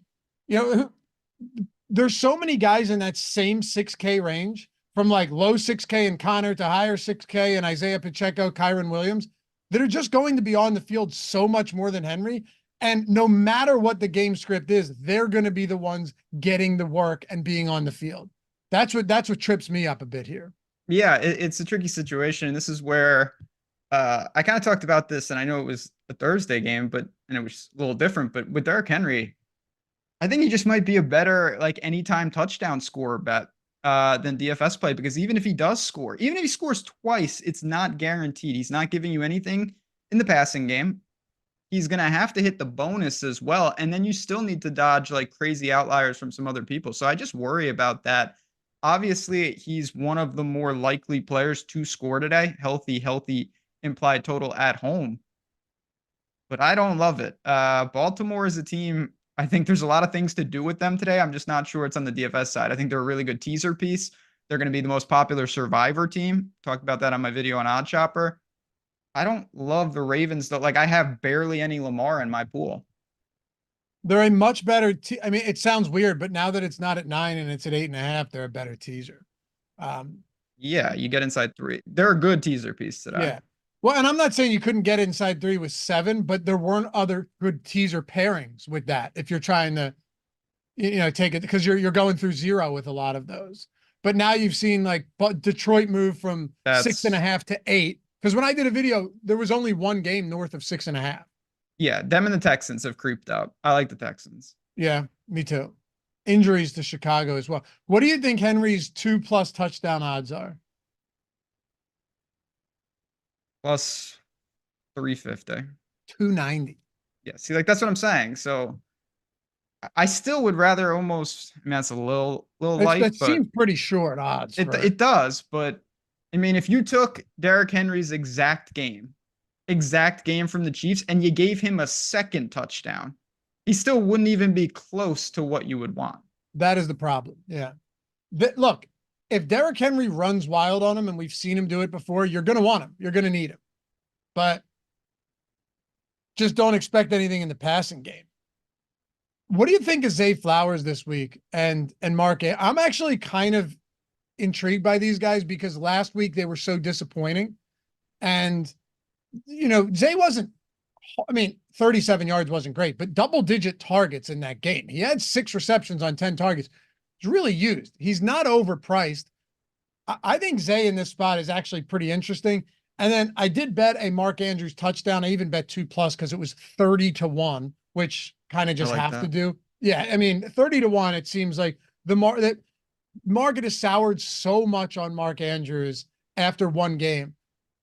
This is more a betting spot for me, Ben, betting on Andrews than playing him in DFS because I'm not sure his price is giving us all that much. I love it from a betting standpoint, saying, you know what, I'll take a stand here and hope that he can get into the end zone, and I'm getting crazy odds on it. I also don't need 7-8 other players in my lineup to do well. I think Zay Flowers is my favorite pass catcher here at 6,300. I get it. I still think overall it's limited interest. You can see looking at our ownership, you don't need a lot of exposure. My biggest knock on anything is it's double-digit targets looks amazing. Lamar threw the ball 41 times. I don't see many ways that happens today as sizable favorites. And so if it comes down to, say, 25 attempts, does the target share basically stay? And now you're looking at 5 or 6 targets for these guys. Maybe likely regresses. You've got Justice Hill. You've got some other places. But for me, I have a little Baltimore in the pool. This game is one of the worst on the slate, in my opinion. I don't hate the Lamar skinny stacks, though. I don't think it's going to be that popular. I don't think it's going to be that popular either. It's just you are allocating some salary. I didn't find pricing immensely, strong, so it's not a big deal. But yeah, I think it's going to be a skinny stack, if anything. One more question here. What do you think about Lamar rushing yards in a game like this? It's at 49.5. Normally you'd be like, well, do we need it? Does he need to get there? My only thing is, like, with that offensive line and with the Raiders having a good pass rush, there's nobody better at evading pressure than Lamar Jackson. Does he have to run for his life quite a bit here? Yeah, I was a little surprised at 16 carries last week. Yeah, that obviously was crazy. I know that's not all by design, but a lot of them were. I get it. Again, Lamar's unbelievable, but I think you brought up a really good point, and I'm guilty of this. The perception of his he's not Josh Allen in the red zone. He's just not. He's now, not. He's certainly not Jalen Hurts in the goal line situations. No, he could break off a 60-yard touchdown. He's still got that, but I do think that's a little overstated. So it's Lamar. I'm never going to push back, particularly when he's low owned as I expect him to be. But 13 games does make a big difference. Yeah, very big difference. All right. I think I like Baltimore a little bit more than you do. Not going full onslaught here, but you know what I keep coming back to? It's John Harbaugh's team, coming off a really rough loss, like a heartbreaking loss in week 1 to the Chiefs in Kansas City. Now you come home, home opener spot for John Harbaugh and the Ravens. We've seen them drop 50 on teams before early in the season. Like, that's what I mean, where I say, yeah, the game script doesn't necessarily set up for it on paper.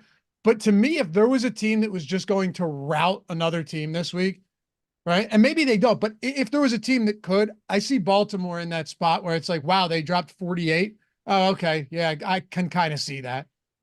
I mean, that's definitely in the script, but it's one of those teams also. Could Baltimore drop, 5-6 touchdowns on offense and really nobody consolidates to the level that you need? I also think that's possible. Henry chips in, Justice Hill, Bateman, Flowers does something, one of the tight ends, Lamar, and everyone has a pretty solid game, but there's not that guy's in GPP winning lineups. Could definitely be right. Yeah. Yeah. Unless it's like Mark Andrews says, remember me. I hope if I could pick one Raven to have a big game, it would be Andrews. Me too. Andrews and Zay Flowers for me. Yeah. But you're right. It is tough to consolidate even thinking through it, because it could be Derrick Henry too. Like, it definitely could be Henry that scores 3 touchdowns with 70 rush. What's that? That would be unfortunate. I hope it's not him. I really hope it's not Derrick Henry in this game. And if there's anyone wondering about Rashad Bateman, I think he's cheap enough to play. He did see 3 deep targets in week 1, but to Ben's point, Lamar threw 41 times, which is pretty uncharacteristic of that offense. So I'm looking for the guys that, even if he only throws 30 times, could see 10 of those targets. And to me, that's definitely Zay. Likely, I just don't want to pay for this week. Not yet. San Francisco and Minnesota. All right, so Christian McCaffrey hits the IR. Brutal stuff. Anyone that took him first overall got it, because that's just assuming that he comes back after 4 games, right? We don't know if he will. We don't know. Yeah. But is Jordan Mason okay? Jordan Mason's obviously the best value play on the slate. Agree or agree? Yeah, obviously. Okay. Forget about that and take it more towards the approach of, are there avenues to where you're just not playing Jordan Mason? Yeah, for me. Yes? Okay. Obviously in cash, that's different. But yeah, in tournaments, definitely have teams without him. Step one to me, work backwards. If Jordan Mason doesn't have a big game, I think Debo is much more likely to have a big game. Debo had 8 carries in the last game. He's incredibly explosive. I still think San Francisco can have a big game. So I give a boost to Debo. I also think that, and this is more, I'll pass it right back to you. Jordan Mason had 1 target against the Jets. Like, if that's the norm, now it's not that easy. I mean, yeah, if you get 30 attempts, it helps a lot. But if you're only consolidating through a 100-yard bonus, rushing yards, and touchdowns, you only have a couple avenues to really crush even a 5.2K tag. This is true. On one hand, they didn't need to throw to him. That's the concern. Yeah. Right? They didn't need to. So I don't know what that's going to look like in a game where maybe they do. Maybe you see more of that. Pulling it up right now. He ran 22 routes, right? So he ran more routes than Juwan Jennings. Debo ran 27, Kittle 31, Ayuk 27. So I think the argument there is that if he's still running routes, like, this guy's getting the lion's share of opportunities. But if they don't need to, then yeah. But he played 81% of snaps. He's on a good offense. He's far and away the best option out there. If you're fading him, is it like, are you looking, you don't really have to do anything crazy because fading him is going to be weird enough as it is. What do your builds look like without Mason, though? That's what I'm most interested in. Yeah, I mean, I think, again, I'd give a boost to Debo, but it's there's so many other, Charbonnet. Yeah, but do you feel like you have to play some, like, I don't feel like if you don't play Mason, I don't feel like you have to get to another 49er in all of those lineups. No, definitely not.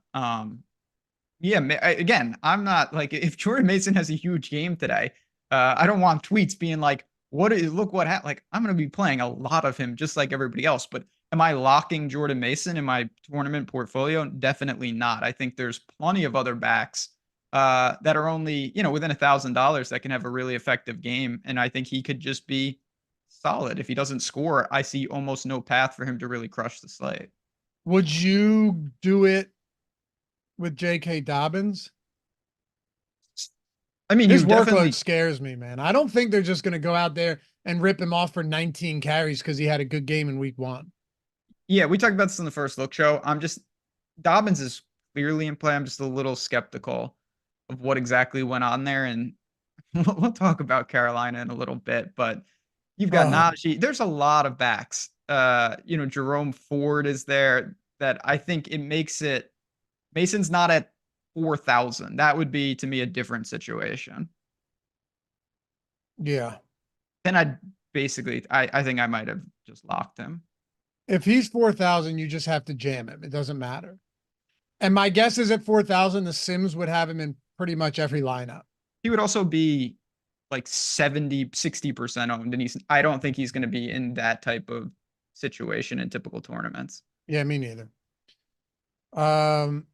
Where else do you go to for San Francisco here? I mean, you have Debo, you have Ayuk, you have Kittle.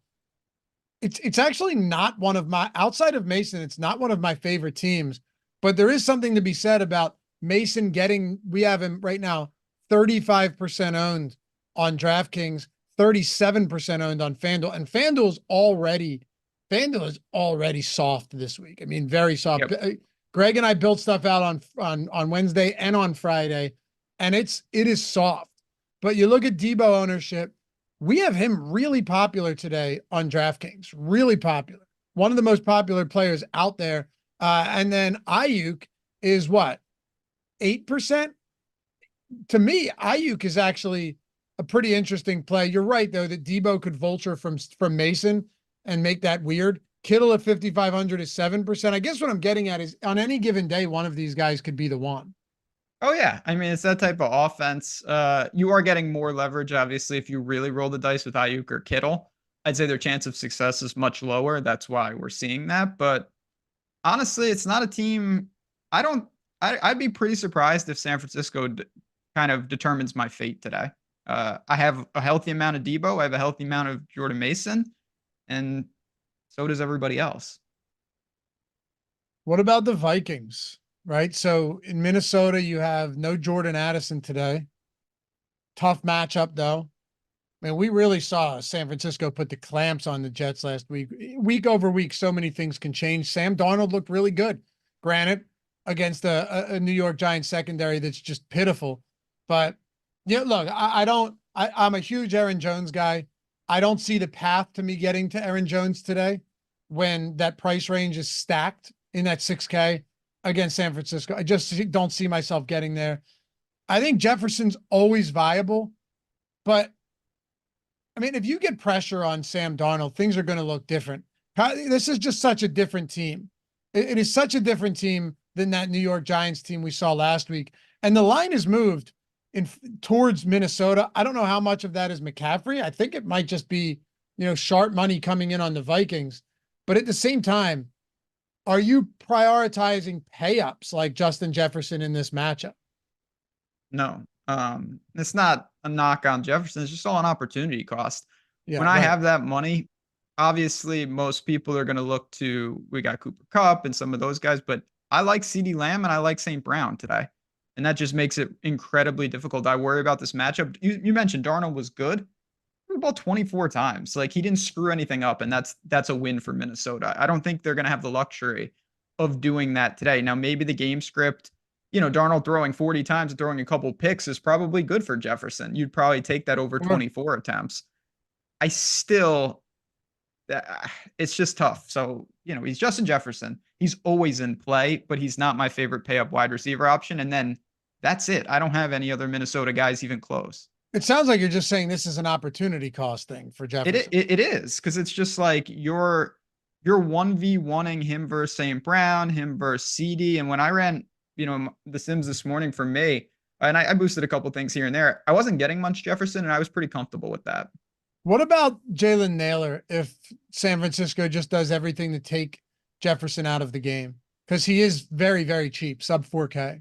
He is, and he's certainly someone you could look to, but you also have to ask yourself, we're not starved for value in the cheap wide receiver range. We're going to talk, of course, extensively about Demarcus Robinson, but there's a handful of guys there. So he's one of them, but there's more questions and less answers with him than some of the other guys down there. All right. This game is... And you're with not getting to Aaron Jones here. I like Aaron Jones in life. There's a lot of backs ahead of him for me this week. Just a lot. All right. New Orleans and Dallas. Interesting thing with the Saints here is that we've seen Alvin Kamara every time this team plays from behind. And look, it's no lock that they will. But that's when the pass catching upside really comes to fruition, right? 5+ receptions in 6 of the 7 games they lost last year. 6 of 7 they were trailing all game. The only time he didn't do that in a loss was against the Falcons when it was a 2-point game going into the 4th and he finished with 4. Like, this is kind of Derek Carr's MO in this spot. But again, I'm betting over on Kamara receptions. I don't love him for DFS. Rashid Shaheed is a burner.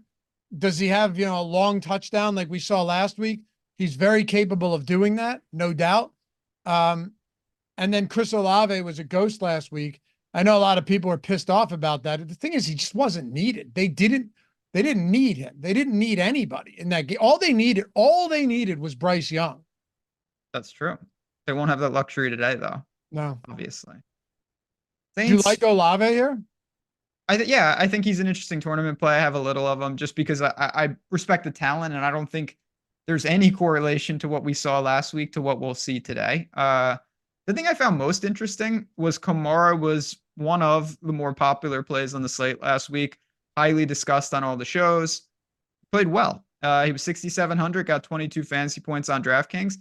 And that was kind of an afterthought on this slate. He's not going to be super popular. I found that pretty interesting. He still had 20 total touches. Price came up $300. It's a tougher matchup, but I was a little surprised to see that most people have said, okay, I'll go elsewhere with my money at running back this week. It is interesting. And Kamara was good. Yeah, solid, really solid. He was good. I told you I was a little down on him. Not because here's the thing, not because I didn't think it was a good spot, but just in the sense of like he still didn't kill you at getting 20. If you faded him, he didn't kill you with 22 fantasy points. But he did. Everyone came away Go pretty ahead. happy, whether you played him or didn't. Exactly. I think you were Exactly. just satisfied. Right. He didn't hurt you playing him either. It was a totally perfectly good game. No doubt about it. He was the least of my worries last week, though, for sure.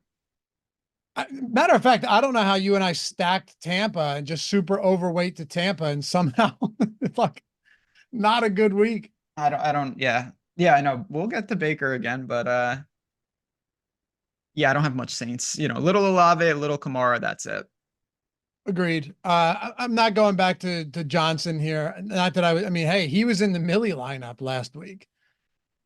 He was in the Millie lineup along with Shaheed and no Derek Carr.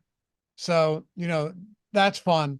But I don't know. I think for me, Olave coming off a game where he wasn't involved at all, probably has to get work in this game, likely playing from behind. I still think he's probably the best option on this team today, Chris Olave. I don't disagree. Like I said, it's not a team you need to allocate a ton of exposure to. Agreed. How about Dallas? I mean, for me, the backfield's pretty much untouchable right now. I don't want anything to do with that. Ezekiel Elliott was fine, you know, perfectly fine. He out-touched Rico Dowdle and, you know, out-snapped him as well, which early in the season, I'm not surprised to see that, but it was actually really close. 51% of snaps to 44 for Dowdle. Dowdle had 8 attempts and 1 reception on 1 target. Elliott had 10 attempts and 2 targets. So it did feel like a pretty split backfield. Who knows what it looks like if they're playing with a lead, Ben? We don't, or I'm sorry, if they're not playing with the lead, because last week they had a lead from the jump. That game was never competitive at all. But I mean, to me, the backfield's a far less intriguing than CeeDee Lamb, who was fine but underwhelming last game. Not surprising in that spot. They didn't need him. And also, what do you do with Jake Ferguson being doubtful, opening up potentially some value at this spot at tight end in the event that he, in all likelihood, sits?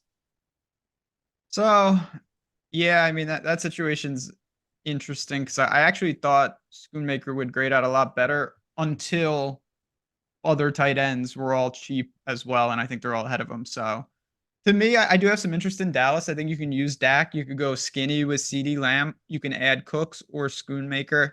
That's really the extent of it. Or you could just take a one-off of CeeDee Lamb and other lineups. To me, that sums it up. Like I said, I know I just mentioned this. I'll repeat it again. I like the concept of going to Schoonmaker at 29, but I do have him behind Akins and I do have him behind Parkinson, and they're $100 and $200 more. So that takes a lot of the exposure I would have had from him and just moves it elsewhere. I mean, I'd go a step further and say pay up a tiny bit more as well. And I still think Kate Otten looks better as well. Yeah, another way, you know, the Tampa +3s always grade out really well in the Sims. And that's a way to do that. Yeah. Trying to see here. Actually, I can come back to this, but you also have, and I don't know how much of an impact at all that he has, but Brevin Spanford played, whoever that guy is, played 30% of snaps last week as well. So him and Schoonmaker played 30% of snaps. Ferguson played 62. So it's not the best spot to grab a backup tight end. No, it's not, honestly. Top options here then for Dallas. I mean, it's CeeDee Lamb by default. It's not even close. Any Dallas stacks you're looking at? I do have some. That was Dak. Yeah, but again, I feel like the stack, there's not that much you can do with it. It's skinny or +2, and you're using Cooks and Lamb, in my opinion. Yeah, unless you go super cheap with Lamb and Schoonmaker. You could do that. I'm a little skeptical of how much, even if he scored, like it could be like a 1 for 8 and 1, and that's fine, but I worry a little about that. Just pulling up the top stacks tool right now. I don't know if you have it pulled up or Jordan has it pulled up already, but what is the stack ownership on I want to see what the stack ownership is on this Dallas team, because the more I look at it, it's like, oh, okay, they actually have one of the highest totals on the slate. You know, clearly it's a decent defense in New Orleans, but you're looking at a 27-point total for the Dallas Cowboys in this game, right? It's significant. Yeah. It's significant. It's just, their options are priced appropriately though. They have the top end wide receiver, they've got Dak, and then they've got some secondary pieces. Their running back situation is straight cannibalization. I'm not even close to having either in the pool. Bless you. Thank you. Got that mute button just in time. That was good. Yeah. Very, very classy. 5% Dak ownership. We have them as basically like fringe top 10 stack here. And I think it's because of what you're saying. Once you get past CeeDee Lamb, just not a ton of great options. Also, they don't grade out well from a value perspective either. And that's going to kind of ding them a little bit. You know, I think 11th value score on the slate. All right, take a look at this next game. Chargers and Carolina Panthers. Carolina was disgraceful last week. Dave Canales, new head coach, overhauls pretty much everywhere. You bring in Deontay Johnson. All right, Bryce Young hey, this guy can't possibly be as bad as he was last year, right? Right? I mean, there's just no way. Now he was worse. I mean, he was worse than he was last season from top to bottom. This offense was just horrid. And now they're 5.5-point dogs, 39-point total. They have a essentially non-existent team total in this game, sitting at 16.5 points, tied for the lowest of any game this week with the Las Vegas Raiders. I want to start with Carolina and see if there is any, not to mention, now you don't even know who the starting or the lead running back is, with Miles Sanders getting work next to Chuba Hubbard. So you wipe that off the board as well. Yeah, no, there's not a lot of good there. I will say, I think Carolina is going to play much better today. Like if I haven't bet this game, but if I do, it would definitely be the Carolina side. That doesn't render them super interesting though for DFS. I just think they won't make as many mistakes. Money line? What'd you say? Money line? I think you could look to it. Let me see what it is. If it's like 2-1. It should be. We got the Carolina Panthers. Plus 205. Yeah, that's playable. Definitely playable. I tried to buy early on Deontay Johnson last week. It didn't work, obviously, at 6 targets. I guess he's still a fringe play, but no, I'm not going to try to hero call anything on Carolina. There'll be better days for them, but the Chargers we saw against the Raiders, they just sucked the life out of the game. And there's also the equity that the Panthers are that bad, and then you would never want them regardless of game script. Right. I also do have a lot of respect for a Harbaugh coach team. Like I don't think the deep. What's that? Yeah, they just kind of know who they are. I like that. Right. And what they are, I think what you didn't see from Staley and who was it before Staley? Another bad coach. I can't remember his name. Anthony Lynn. Was it Lynn? Yeah. I believe. Yeah, those guys, just bad coaches. There was no identity. There was no kind of there was no kind of drill down late in these games and hold things together. It was just collapse, right? No matter who they had out there. And it's not like they never had talent. I think Jim Harbaugh takes this team, not to be like, the type of, rah-rah mentality, but the guy wins games. He's 55-22 as an NFL head coach. He wins games. I was almost hoping Palmer wouldn't play today just so I could get some Ladd McConkey in my life, but it looks like he's going to be out there. Love that guy. Yeah, I'm a fan of him. Just like the way he plays. The most popular play in this game will be Dobbins. I think it should be. Yeah. Chargers defense if you think that Young gets in trouble again, but it's a throwaway game. It really is. The whole game? I mean, again, it's 13 games, so you can always take a piece. I'm not going to say there are no playable guys, but I will have basically no exposure here. And if you play anyone in this game, even if it's just a couple shares, you're probably getting over the field. The most popular play in the game is sub 10%. And the problem you run into, furthermore, is that they just don't want to run the ball anyway. Or I'm sorry, they don't want to pass the ball anyway. Right? That's what I mean. When you're talking about the fact that Greg Roman is your OC and you have Jim Harbaugh, they're going to try and run as much as they can. But the problem that kind of compounds all of that is how much do they actually want to give J.K. Dobbins the ball in week 2, coming off 2 season-ending injuries in back-to-back years, right? The question, or what was it, 1 year, and then he played, and then he had a bunch of injuries, and then he came back the next year and missed the whole season again. Like, Gus Edwards is there for a reason. So I think Dobbins should be the highest owned, but in a game like this, even in a good spot, I don't have a ton of interest in figuring out which one of the pass catchers is going to have a 23% target share on potentially 27 pass attempts. Yeah, there's no need to do that on a 13-game slate. Not at all. We have a bunch of, I don't know if you want to get to them.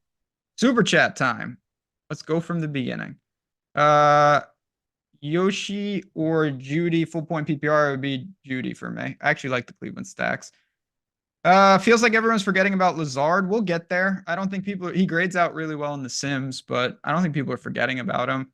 Can you explain this is a good question, Laffy. Can you all explain the contest archetype option in the Sims? You want to take that? Yeah, sure. I mean, very simple. So Yeah. if you're looking at contest archetype, you see it low key, low stakes, marquee, and high stakes. So like a lower stakes would be, all right, you're in there and you're getting into the nickel, the quarter, the dollar, which to me, I don't even consider the play action as low stakes, Ben, because anybody's allowed in there, no matter your badge type or level. Once your level goes above a certain spot, you can't actually get into those lower dollar contests. But the play action, anybody can. So I actually, if I'm running it, I'm keeping that as marquee. Marquee would also be like the milli, the 15, and then higher stakes is just how it sounds, higher stakes. And there's a sliding scale for that. So like where would you put the Wildcat? In the middle, right? Or not a marquee, but in the middle from marquee to high stakes. That's where I put it. Yeah, I mean, I think it's somewhat fluid. Basically, all the levers are just trying to help you customize accurately what you're trying to accomplish for the pool. And not just that, what the field is going to look like. Exactly. Fields look, if you check ownership in the quarter, whatever it's called, versus something that's a lot more expensive, things will be different. Ownership is not the same across all contests. Yep. So yeah, a lot of times you're just going to use marquee and you'd be perfectly fine, right? But if you're using it for the nickel or the quarter and that type of stuff, I would also, after you run the contest generator, just make sure that your exposures are lined up. Make sure that the ownership and the pool ownership are lined up. So you sometimes, like if you're not running marquee, you'll have to make some adjustments. I've noticed that this morning as well. And if you guys want to check those tools out, so Ben, I had a talk with the boys, and now instead of having a bunch of different links down there, make it way easier for you guys. So you're like, yeah, I see about these tools. Jordan can throw it up there. We just had a 50K winner yesterday using the Sims tool, which was a very, very exciting thing to see, that people are still taking down the 50K spots in baseball, right? Like during baseball season, see it right there, 50K in the hidden ball trick. The Sims work across all sports, but if you're looking for football, look, click that link right down in the description. Jordan can throw it in the chat as well. Now you don't have to navigate through all of that. You can see what's best for you. You have the essentials, the light, the core, the max. Instead of just listening to me talk about it, you can visualize everything that's in every package and be like, you know what? That's for me. I don't need the elite max package because I'm not 150 maxing. Maybe I don't need core either. I just want the light because I want the single lineup simulator, right? And I want the post contest simulator, and I want all of this stuff. So if you want to get in on the tools, we've had a great start to the season already. The Showdown Sims, by the way, has been absolutely dominating already. Same thing as last year, picking up right where we left off. I'm sure you've noticed. Oh yeah, believe me, I can't. There's only one way that I can play Showdown. Like if I play Showdown without just run the Sims on it. It's straight extinction every time. Every time I do it, I'm like, okay, how hard can this be? It's one game. Extinction event. Then I use the tools. I have absolutely a fighting chance. So it makes me able to play Showdown, which is just fantastic because I love Showdown. Yeah, man. But now, unlike last season, we have a subscription for literally anybody. For the casual, the basic player, the serious player, someone that's like a legitimate professional or trying to be. But yeah. I also, DraftKings Pick 6, Underdog, Prize Picks, Optimizers are included. projections, ownership, single lineup sim, the actual sim, post-contest simulator, late swap, the boom bust tool, top stacks. We use it all the time. Literally everything, the stat projections, you name it, contest generator. And if you guys haven't done so yet, the Discord, any package, you get access to the premium Discord. So make sure to take advantage of that. Dive in, say what's up, ask questions. We have office hours in there, tutorials, and a great community of people who love this shit just as much as you do. So link in the description and in the chat. And if you have questions, you can always hit Ben or myself up as well, and we're happy to answer them. All right, so talking about Indianapolis and Green Bay, I actually grabbed Green Bay at 3 in the hook, Ben, at plus 3.5. Well, look, it's at 2.5 now, so I can't be that dumb. No, you did your job. Does that mean that Malik Willis is a guy I trust? Not at all. I do like Matt LaFleur, though, as a coach a lot. And they're at home. Matt LaFleur is like 33-9 all time at home. Granted, you know, you had Aaron Rodgers, which was helpful. From a betting standpoint, I grabbed a little bit of Jaden Reed over rushing plus receiving at 37.5. Felt like that, just given how good he is and how versatile and dynamic of a playmaker. Feel like they just try to get him the ball more often in a spot like this, with Malik Willis not being good and Jordan Love likely not going to play.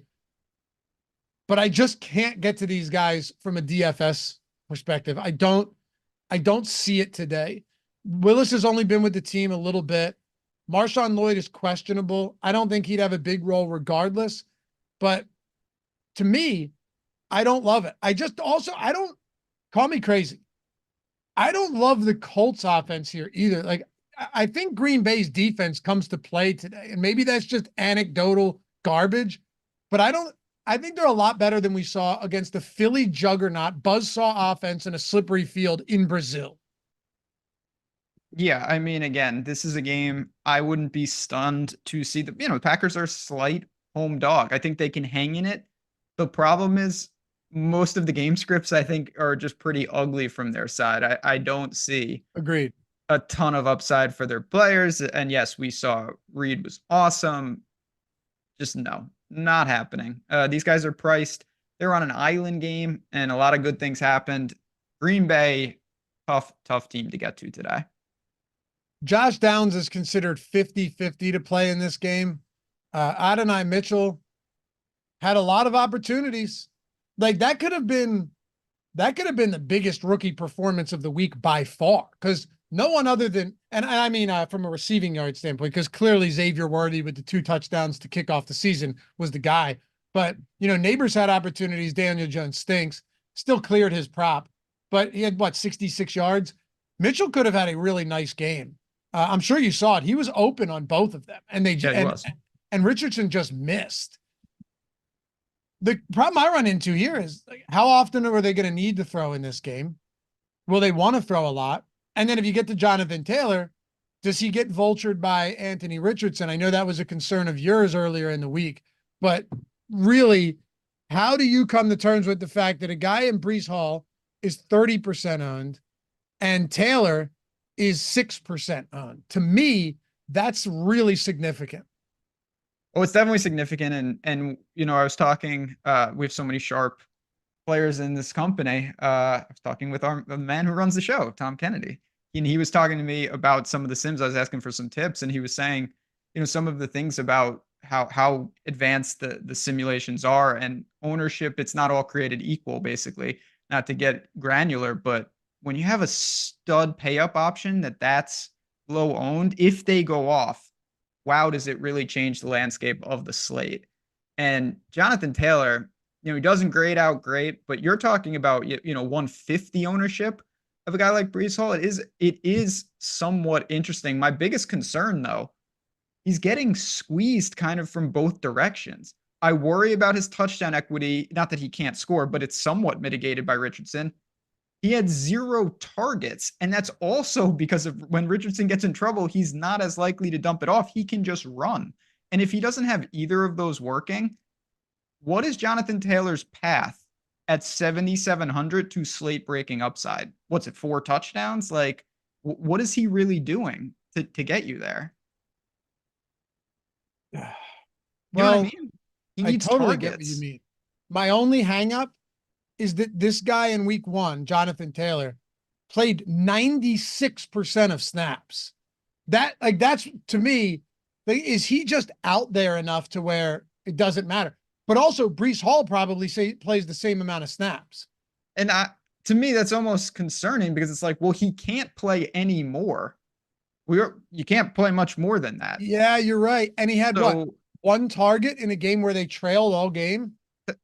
Yeah, he did nothing. He literally nothing. No targets. No targets. That's what I'm saying. No targets.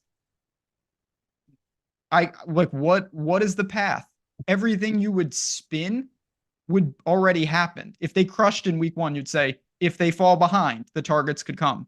If he played 68% of snaps, you could say, if he plays 95% of snaps, that volume, he already did all those things. So where is the out on Jonathan Taylor? The only positive thing is that he's not going to be popular and he's a great player, but that is a real concern. And I have a feeling his days of being flirting with 8K are over.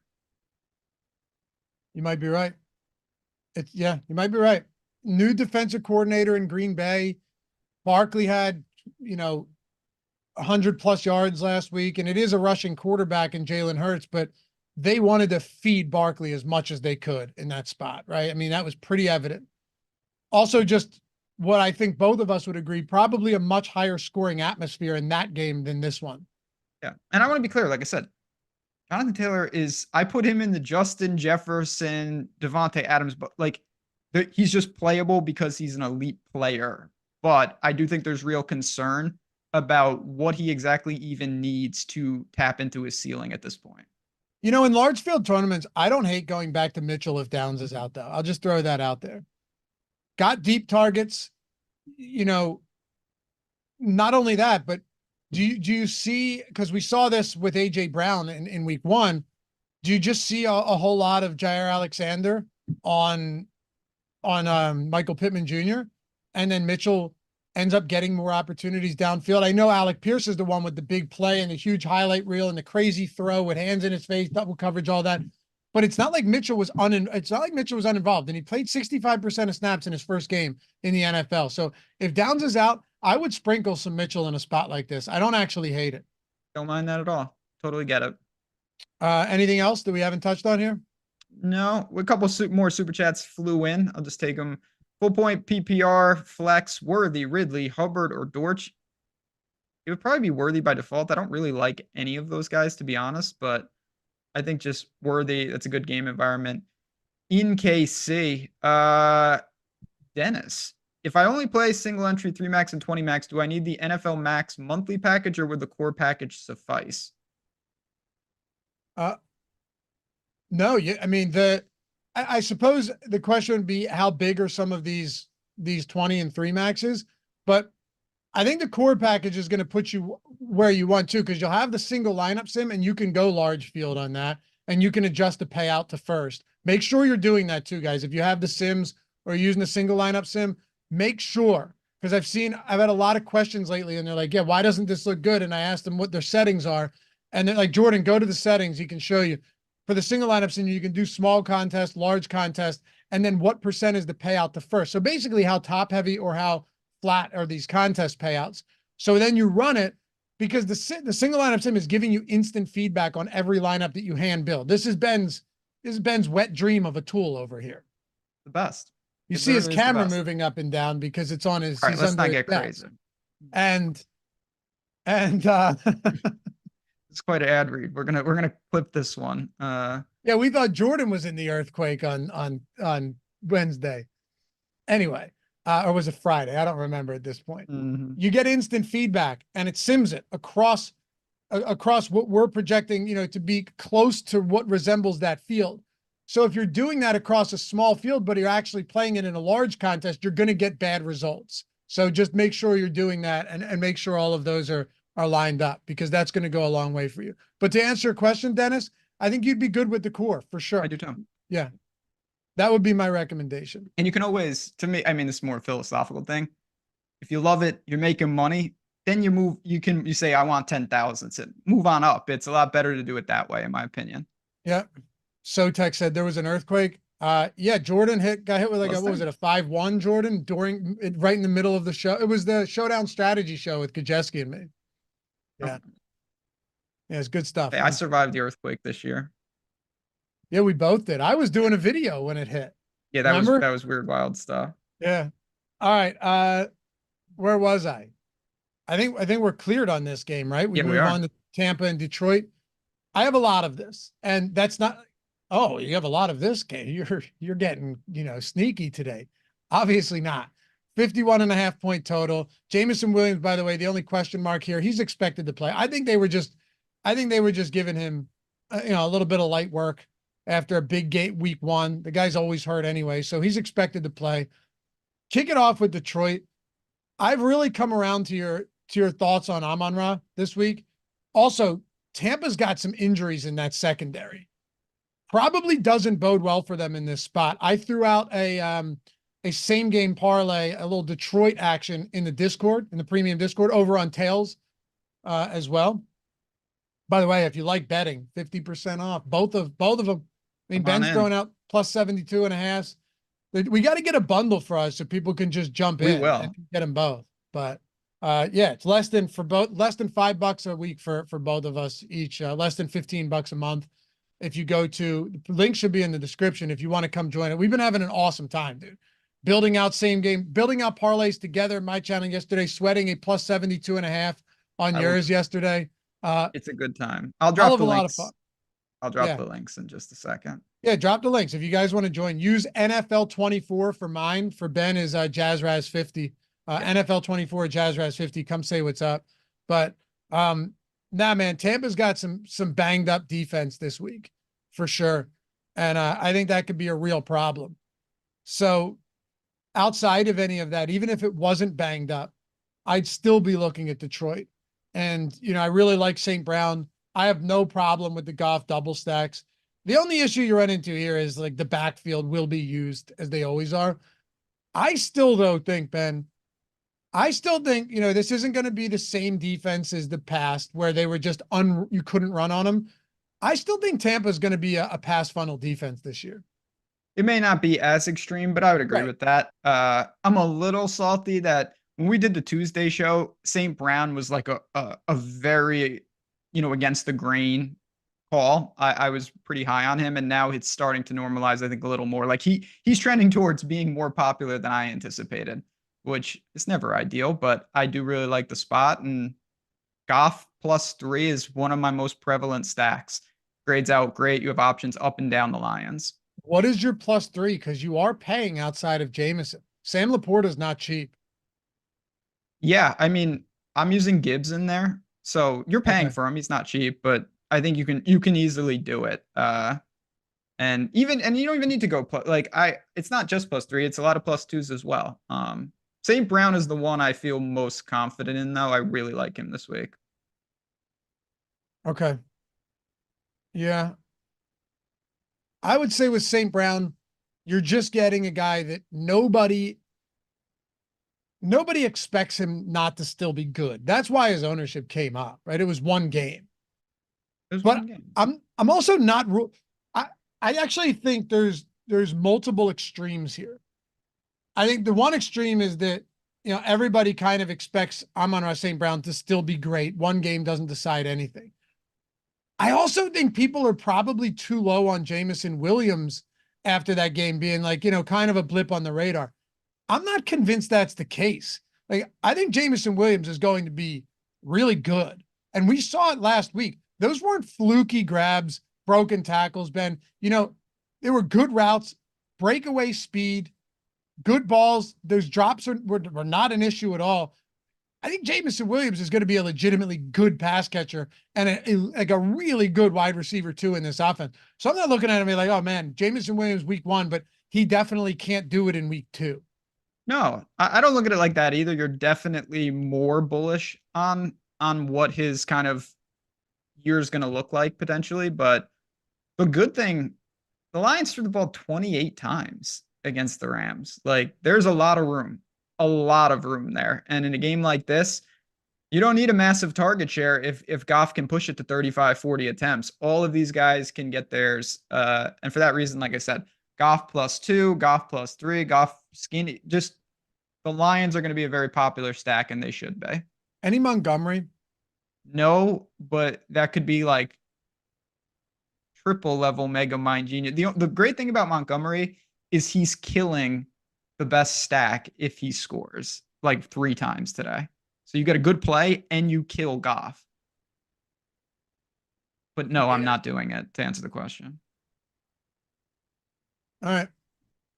Yeah, if Montgomery has a huge game, that is a problem. If this is just what happens on Thanksgiving. I feel like we're in Thanksgiving. This is the exact conversation on Thanksgiving every year. And then Montgomery just has like 4 touchdowns. Amir Abdullah is back. This is true. Oh, what's that? Nothing. Just Theo Riddick. I'm just remembering all my miserable Thanksgivings. Adrian Peterson too. Don't forget. That was the worst. That was the number 1 worst one. Wasn't that the Lions? It's always the Lions. It was the Lions, yeah. The Lions play first always. Yeah. Tim Boyle. David Blau. Yeah, David Blau. Yeah. Why are we talking about this? Again, I'm trying to have a nice. All right, I'm sorry. Goody with a $20 super chat. Appreciate you, man. Not much representation for Mayfield and Evans on this slate in the builds. 245 ROI for top lineup with these two. Feeling like this is the perfect pivot off of Goff, chalk, sneaky play. What say you? DK, GPP 20 max. Well, Luke Gedicke's out, number 1. That could be a bit of an issue on a day like today. Now, Baker Mayfield did not face a ton of pressure last week. I think that changes dramatically on a slate like this. That doesn't mean I'm not still interested in a 6K Godwin or, or Mike Evans. I always love Mike Evans because the touchdown equity is massive there. But you are paying a lot for Evans on a week like this. You're paying a lot for Mike Evans as a guy who is not the clear number 1 from a target share standpoint. I like Cade Otton. I don't like Rachaad White very much at all. I think he has a tough time running. And Bucky Irving is probably just going to continue to steal more touches. He was far more efficient in the run game last week.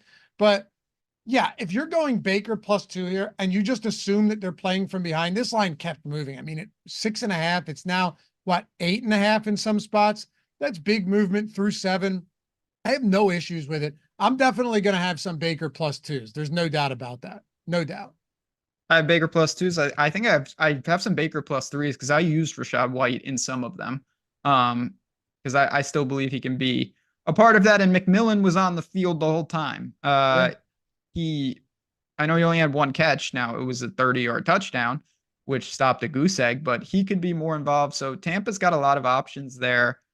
And I like them. We were all over them last week. One of the better situations we landed on, and I'll be on them again this week. So will I. I feel like I always am, honestly. They're a great fantasy team because their quarterback is cheap. He doesn't really run, and he has like 5 different weapons at different price points to distribute to. They also love throwing in the red zone. Yeah, they're just not I would know because I needed Rachaad White to score a touchdown quite badly last week. For the round robin. It just was not happening. Right, he had so many chances. Yeah, I'm doing another, by the way, after the show. I'm firing up another round robin and tails. We're going right back to that. I was 3 for 4 last week. I almost had it. I got it. I'm gonna go touchdown parlay. I'll take it one step further. But okay, you just want to get extra dangerous. Yeah. I'm here for it. Skull Crusher, $10 super chat. Thanks, man. Do we ignore mid-price tight ends for the most part this week? And which lower-owned guys this week that were duds from week 1 do you think pop at each position today? If you're talking mid-range tight ends, so we're not talking the McBrides, the Kelseys, the Laportas, the Kittles, and you're going more into that like Bowers, Freiermuth, Chig, Henry range, then yeah, I don't anticipate having much of them at all, Ben. Neither do I. In terms of some bounce back guys, obviously St. Brown for me would be at the top of the list. I'll throw out some just flyers. Again, these are, I want to be clear, big risk, but I think Olave, McLaurin, Christian Kirk, those type of guys that they didn't have the targets, they didn't have the looks. It was 1 week. I'm bullish on all 3 of them for the year. And for that reason, I definitely have them in the pool this week. So do I. Like running back, I don't think you want to mess around. I think running back is less variant. Like guys don't just emerge from the clouds. It's more opportunity cost. Week 1 will really give us a good picture of what these backfield splits look like. But week 2 gave us a pretty decent idea of what many of them look like as well. And I'd say for the most part, they were pretty much what we expected in the backfield, you know? Yeah. I mean, I think you kind of know. It doesn't mean guys can't have bounce backs, but I don't see just like random people emerging from the backfield. Full out game stack here is also very much in play. I have some of those. So do I. Yeah. So far, this is the best overall game we've touched on. I'm not sure it's remotely close. Jets and Titans. Hey, by the way, what's that? No, nothing. Just what a Jets and Titans right after that game. Real good. I know. If you don't mind, take a single second, hit that thumbs up. Subtle reminder. Get to 1,000. I mean, we still got a ways to go. We need 437 to get to 1,000. We're running out of show. Yeah. What do you put the odds at? Like clear plus money? I give plus 120. It's very live, but I would say we're dogs. We have 22 minutes and we'll see. Maybe there's a big influx. Maybe people were waiting. My only argument is there are 3,300 people in here. So that's a good bullet point. So if even some of them were to be so kind, that would help. Not as live as Kent State was to cover that 72 that was awesome. last night. Let me tell you. I fell asleep. I woke up and I saw 71-0. I was like, all right, let's go. 86. Yeah, they're going to score 86 points. What were the lines doing? That was crazy. 88.5 was the 88.5. If I would have seen that, it would have been tactical over. Yeah. I would have unloaded. It was only up for a minute, and then they dropped it to 78.5 immediately. Jets, Titans, Breece Hall, super mega ultra chalk today as 4-point favorites against the Titans.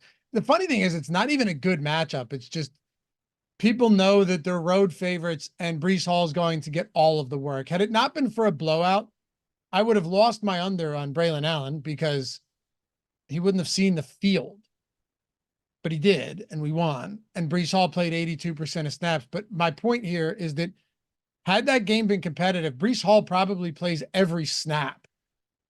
That's what it comes down to here. It's not a great matchup against Tennessee's big, that kind of behemoth defensive line, but he's popular. He's chalky. We said this week that if we were to set the over-under on total looks, so rushing attempts plus targets, we definitely have it above 20 this week. He seems game script proof. If the Jets are winning, it's going to be really, really busy, and probably a reason they are winning. If they're losing, him and Wilson are going to be tasked with bringing them back. So I get it. He's going to be extremely busy. I don't like this matchup, but the volume supersedes the matchup to me. I don't love the matchup either, but I'm not sure how much it actually matters. So the thing about Breece Hall too, he's kind of for a really good player, he's kind of a pretty high variance player because I feel like most likely he gets there on, I don't know, 2 to 4 plays. Like if he has those plays, he's getting there. And if he doesn't, he's going to crater. He's not someone that I look to that's just going to slowly wear down the defense. Like he'll have a 60-yard touchdown today or he won't. And that probably taps into the ceiling. He has the big play upside. Absolutely. And he also, though, you never know. I know it's not Zach Wilson in there, but maybe you get the 7 reception game from Breece Hall as well. There's a lot of outs. There are a lot of outs. I mean, Rodgers is towards the bottom of a quarterback that's willing to run. So especially coming off the injury. That's what I mean. Like Breece Hall is going to get a lot of those opportunities over the year. It's going to sound weird, but this is actually one of the games I really want to see this week because I want to see, not against the Niners in San Francisco, what this offense actually looks like. I know a lot of people. I was just talking in Discord, and I'm not saying people are wrong. A lot of love for the Jets that they're just going to bounce back here easily, and I do think they should be favorite. I didn't bet the game, and I don't think I'm going to. I think this is going to be a pretty competitive game. I gave out a lean on my video at 3.5, and it was Jets. But I also said that if I'm wrong this week, and this is not one I bet personally either, that if I am wrong this week, I think I'll probably reassess everything that I've thought about the Jets coming into the season, at least for now. Like I'll go back to the drawing board. because if Rodgers isn't right, then nothing matters anymore. And it's the same Jets. And that's a problem. And that's not impossible. Do you like Garrett Wilson or Alan Lazard? So obviously they're wildly different price points. Wilson's still going to get his targets. I don't love the spot, but you can't argue with the volume, particularly if you think they're losing. And if he has a huge game, he probably hurts Breece Hall's ability. Lazard grades out really well, so I really trust the numbers there. And I did get to him by extension, but I'll be honest, I don't love the spot for Lazard. He's a pay down option and he may unlock some things, but I'm not going to have a ton in the pool. I'm going to probably get, maybe 10% and call it a day. Okay. Where would you rank Wilson as far as top, 7K plus guys go? You don't have to give me an exact order of these guys, but kind of where you're at on him. I have him kind of in no man's land because to me, St. Brown and Cup are in a different, I'll say it like this. I have him on the same interest level as a guy like Justin Jefferson, a guy like Devontae Adams, just really good players that don't stand out to me this week. Okay. I really have little to no interest in Tennessee, even if they keep this game close. I don't see how I get there. You were right last week about Tony Pollard. He ended up for sure. That would have been one of the, I'd say, semi-surprising spots because Pollard did get, more than a 50-50 split. Not crazy, but from a touches perspective, he was getting that work. They were also playing with the lead and somehow managed to blow that game. That was the most infuriating game ever. Just bad. The Bears had zero offensive touchdowns. Yeah, and they scored 24 points. Tennessee didn't even cover as a 4.5-point dog, up 17-0, and the opponent scored no points, no touch. That's one of the most remarkable outcomes you'll ever see in your life. I know the Rams' run defense looked problematic last week against Jordan Mason. He carved them up. I still don't really want to take any stands here, knowing how deep running back is in the mid-range this week. It's just a tough team for me. I'm not going to Chig. I'm not really going to Ridley. Not going to Hopkins. I don't see much here. Nope. Me neither. Easy enough. Keep moving. Let's do it. Seattle at New England. 38-point total in this game. The news is Kenneth Walker not supposed to play. Last I looked, he remained doubtful. So I don't think, even if he's been ruled out, whatever I'm saying is going to be relevant regardless. This guy's not playing. New England last week, you saw Ramondre Stevenson get a shit ton of touches. He's the reason they won that game. They don't want Jacoby Brissett throwing the ball at all. 25 carries, 28 total touches for Stevenson. Really a massive game against Cincinnati. Just terrible performance. You do that Survivor video, that probably wiped a ton of people out in week 1. It was quite useful because I actually had Seattle in Survivor. Yeah, nice. You couldn't go Cincinnati there. No, I get it. Listen, it's the obvious choice. I get why that made a ton of sense, but Joe Burrow and that team starts so slow. I know that the whole issue with Chase and Higgins, what type of dysfunction's going on there? I don't know. It just seemed like a letdown. I bet the under on point total for Cincinnati, just because I didn't expect them to come out and function all that well. They didn't. Well, they certainly didn't. So, do you like Zach Charbonnet? Do you like Ramondre? I don't love Charbonnet this week. Really? Yeah. I mean, I like both of them. That's really it from this game. If you told me you wanted to buy on Metcalf, he drew a Broncos secondary with a superstar back there at times. I get it, but I don't really see the need to do that. I like Charbonnet and I like Ramondre. That's it. Okay. But Charbonnet, to be fair, has been priced up. Yeah. Like there was preemptive pricing on Zach Charbonnet. He's not $4,500. No, but if he's going to get 20 to 25 touches, sub 6, and he can catch the ball. You think he will? You think that's live? I do. Oh, then you have to like him. Okay. Yeah. I think they play from ahead, and I do think he's going to be pretty damn busy back there. I actually have some interest in Metcalf. I mean, this might be the cheapest Metcalf is all season. It's 5,900 on DK. That's coming off a. Yep. To answer the question from someone who super chatted us earlier, maybe Metcalf is the guy that low owned that had a dud in week 1 that I'm willing to get to. I'm not saying that New England secondary is bad, but Metcalf can beat, most players with that physicality. Sub 6K for a perennial 1,000-yard, 8-touchdown guy as favorites on the road. Sub 6K coming off a bad week, 5% ownership. I'm not sleeping on Metcalf this week. That 5% ownership at sub 6K is pretty shocking to me, actually. Yeah, again, he had a horrible matchup last week.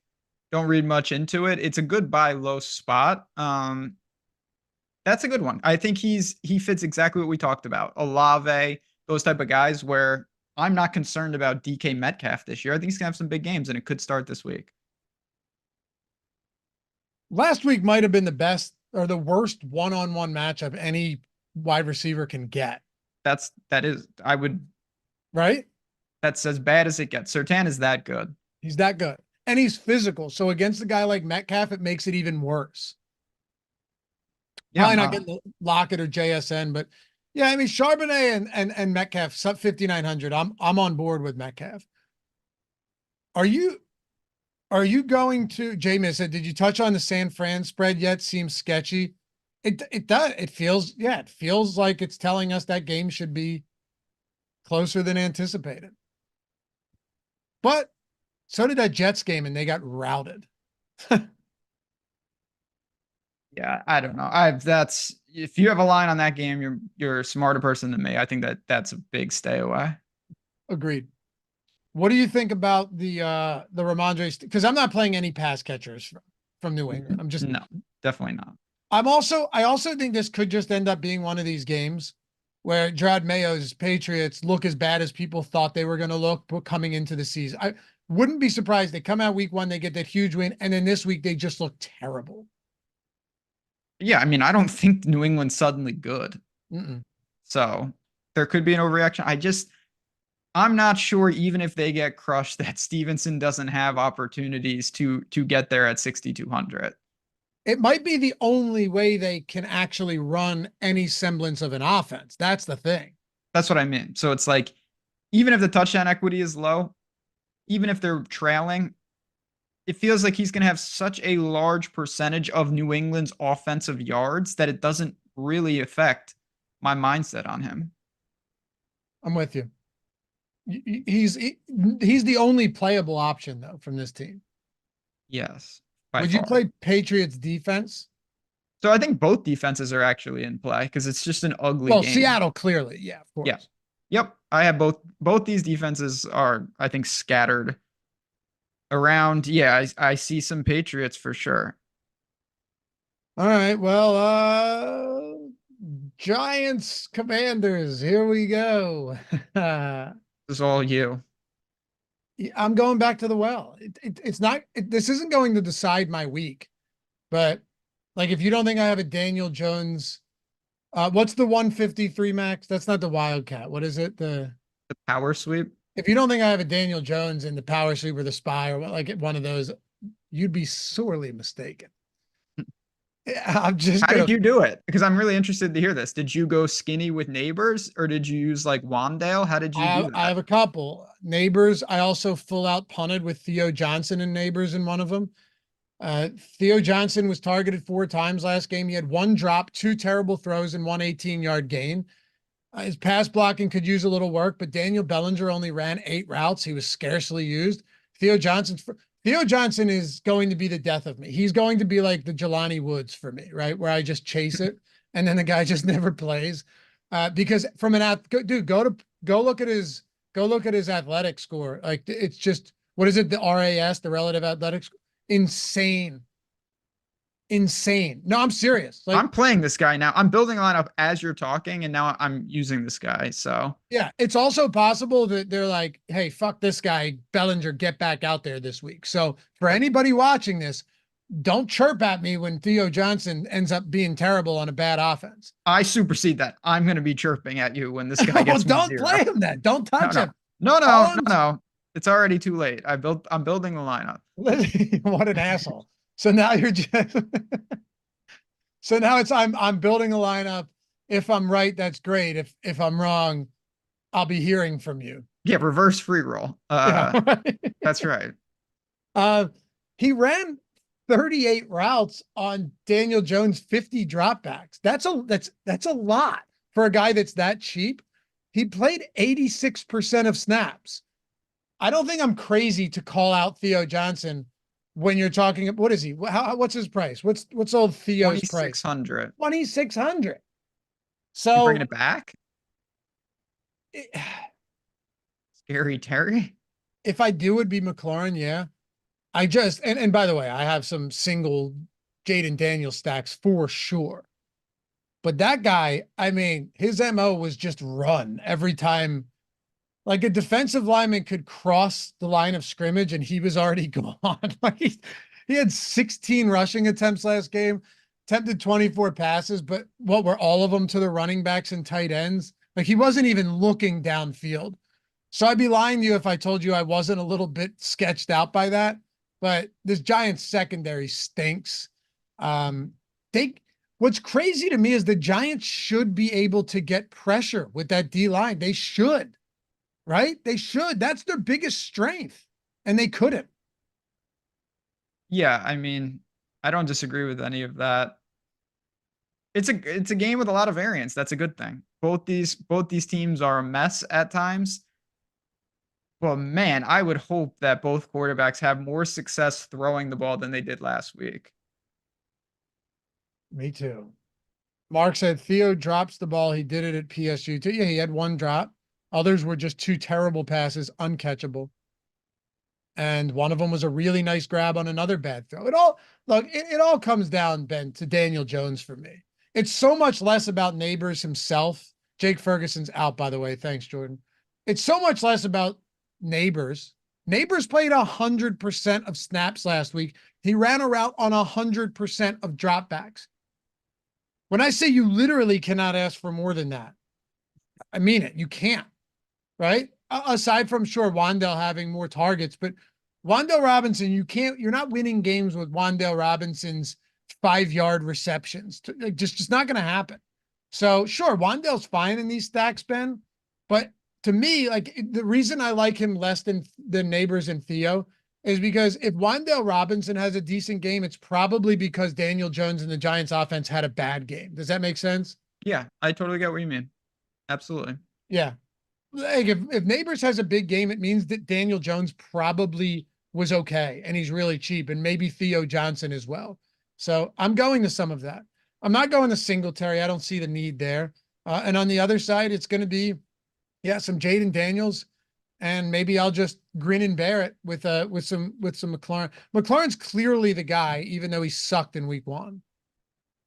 Yeah, by default. I mean, again, it's all results based. Like if Daniels hits him on one of the deep balls where he was wide open and it's a 70-yard touchdown, McLaurin's, one of the more prevalent options this week. Anybody else we have? I'm not touching the backfield for Washington. I don't want to try and figure that out. No, nothing. What about Ertz? No, there's just too many pay down tight ends. We mentioned like 4 guys below his price range. Cleveland at Jacksonville. By the way, guys, even if you're not in a position right now to grab a stochastic sub or anything like that, you're just playing small stakes. You're like, you know what? Right now is just not the time. I'll keep it in mind for later. Rock the stochastic avatar. Rock the stochastic avatar. Do yourself a massive favor. Go to stochastic.com/HOF. Jordan, you can throw that link in there to make it easier for everyone because we still have an hour and a half before kickoff.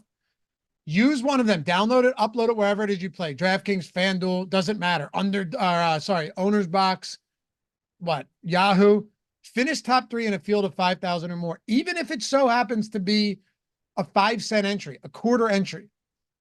Tweet us your win with the screenshot, maybe a nice message as well. We like reading them when we do the Hall of Fame segment every Friday.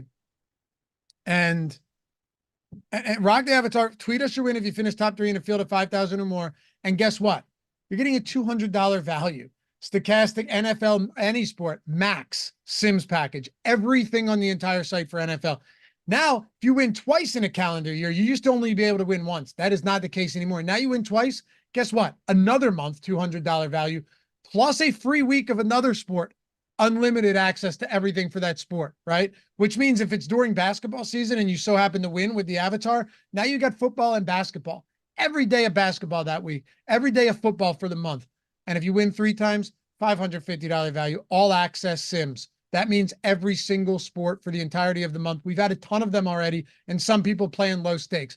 And of course, for those of you guys who win the Ring of Honor, 20K plus win, you get the beautiful custom engraved stochastic, Jordan put it on the screen, ring in the display case with, I mean, they're just beautiful. And I'll say this too. I'm not telling you what you win if you were to hit the millie, but if you have the avatar, it'll be better than you ever could have imagined. And it's not even up on the site yet. So I don't even know what it is. So like, it's got to be good. Tom and I just talked about it earlier this week. So it's pretty sweet. Anyway, use the avatar if you're not playing there yet. Okay. Cleveland. Watson looked terrible. Even when he wasn't under pressure, he looked really bad last week. But I still think Cleveland keeps this game really close, Ben. I do. I really think they keep this game competitive against Jacksonville. Jacksonville was super disappointing for me in week 1 on every conceivable level. The Browns were the Browns. Mike, very timely super chat because this is what I want to talk about. Deshaun Watson lineups have been popping pretty high, but I can't bring myself to do it. Thanks for all you do. First of all, thanks for the super chat. I am going to some of them. They do grade out well, particularly like a +2 or a +3. And he was awful, there's no doubt, but there's a lot to like. Now they were behind the whole time, but Deshaun Watson threw the ball 45 times and he ran it 5 more times. You do have reasonable options. Akins is a great tight end play. He's flat 3. You still have Cooper and Judy. You've got Jerome Ford. I don't know. Jacksonville's defense didn't look overly special against Miami. I'm okay with Cleveland stacks. It's not a top end stack, but you don't need to. Not a lot of people are going to do this, and I have some in the pool. I don't think you're insane for it at all. And I was doing that when it was insane, so now it's less insane. I don't feel as bad, but look at the ownership on these guys. It's not there. You know what the problem is? The offense, the offensive line. That was a big issue last week. Watson was pressured on 24 dropbacks, but it was also Dallas. Jacksonville does not have a great pass rush at all. So there's that. I don't love it, but we'll see. We'll see if Jack Conklin's in as well. That's a big deal. That's a really big deal. Like if Conklin is out and Wills is already out, I really don't want anything to do with Watson. That's a problem. So just throwing it out there. I get it. I have some Watson stacks in the pool. Again, nothing crazy. It doesn't need to be crazy. My bigger question is, should I go back to Trevor Lawrence? Because I loved that stack last week and it did not pan out. Oh, he only threw 5 times. Yes, that's what did it. But now they're at Trevor Bank Stadium, which is so stupid. What a terribly dumb gimmick. What? They changed this name from Everbank to Trevor Bank, but it's Trever. It doesn't even make sense. It's just terrible. Akins for me would be my top option here. Yeah, by default. I'm probably not stacking much of this game. We'll see what the Sims runs get me to, because I'll do a few final runs after this for sure, just to tweak things a little bit. I'm going to throw some boosts in there on a couple of spots. But with Njoku out, Akins looks perfectly fine. Do you actually like the receivers in this game? It's not that I like them. What I like is the allocation of salary towards your stack is very low. So like if we're talking about, everyone likes the Lions, they make a ton of sense. St. Brown, Laporta, Gibbs, Goff. Okay, that's great. You punt at a couple other positions, you make a great lineup. Here, if the stack goes off, your one-offs are like CeeDee Lamb, Jonathan Taylor, Breece Hall, like whoever you want. That's an amazing type of build. Now, the big if is can the stack get you there? But if they do, it's like 15, 18,000 for a 4-man stack. You're right. Yep, pretty much. That's it. Yeah. We had Kamani Edwards laughing at the Akins call. Well, he's cheap. He's just cheap. And Njoku's not in the offense. Not a priority for me, but he's still like Akins is totally. If I'm talking about Theo Johnson, I'd be a moron to be like, no, you can't play Jordan Akins this week either. Yeah, I mean, I got a lot of problems potentially. I feel like Akins is not one of them. No, not at that price point. I don't love the Jacksonville Jags today. I know Cleveland's defense has been better at home than on the road over the years, but I'm still not fully on board with that. I don't have much. I hear you. It's just it doesn't feel like the right spot. There's just a lot of similar guys at similar price ranges, and for that reason, when I'm running the Sims, just not getting a lot of them in my lineup so far. Rams in Arizona. Yeah, I love this game.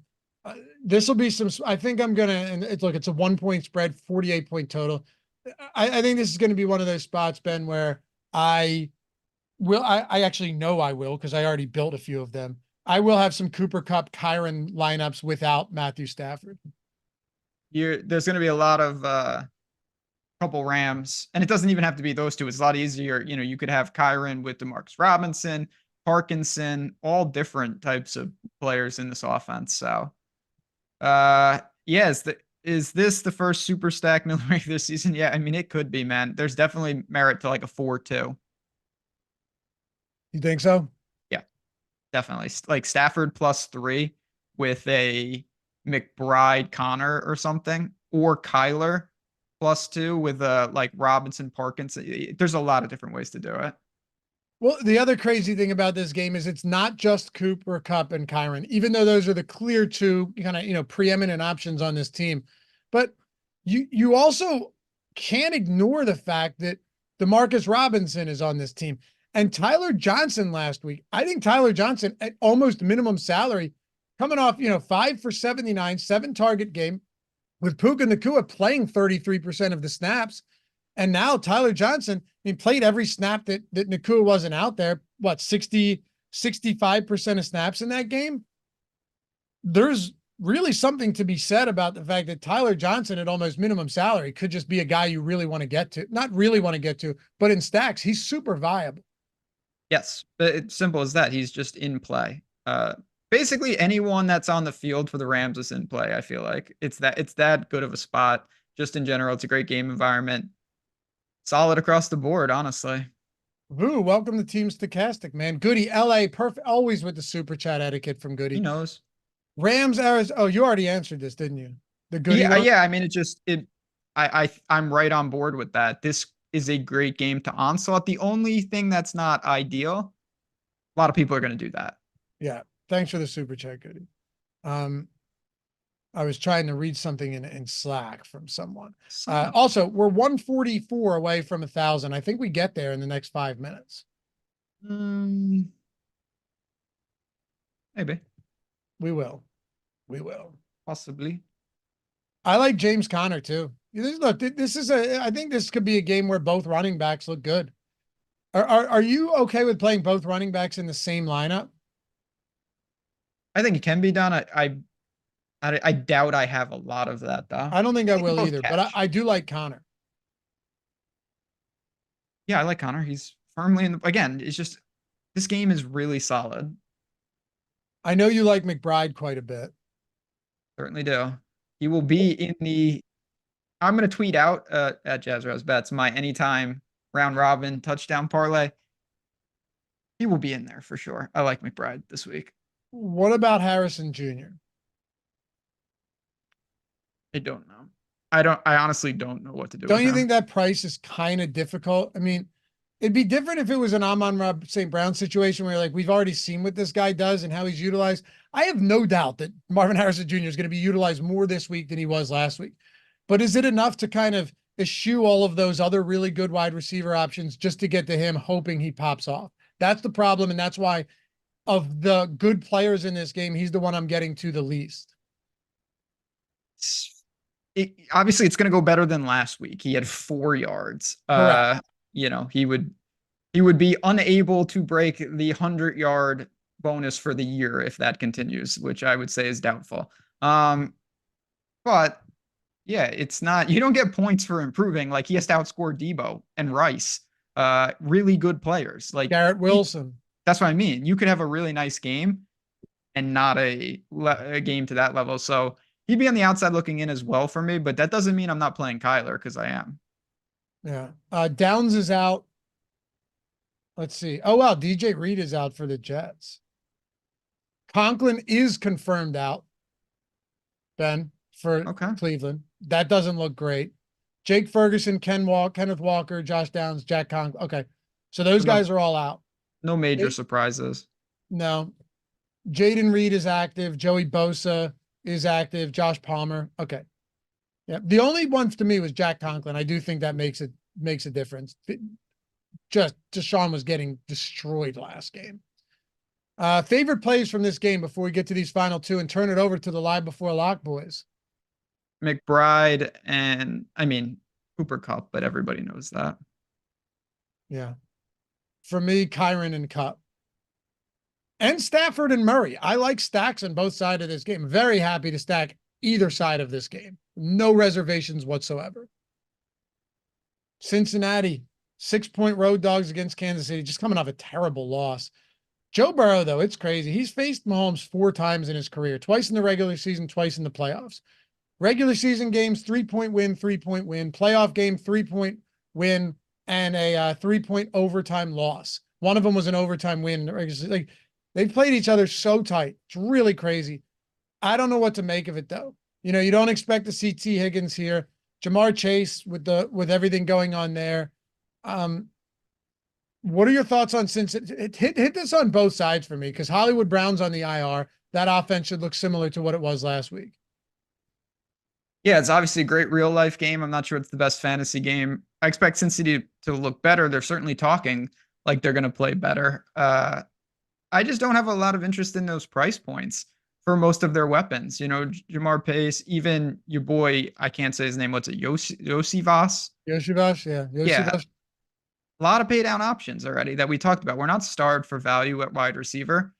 So for that reason, I don't have a lot there. On the other side, I'm not chasing Worthy. We know he's an elite speedster. We know he's a really good player. Rice and Pacheco would be where I'd go. I'm interested in Kelsey, but there's too many other tight ends at the top that I wanted.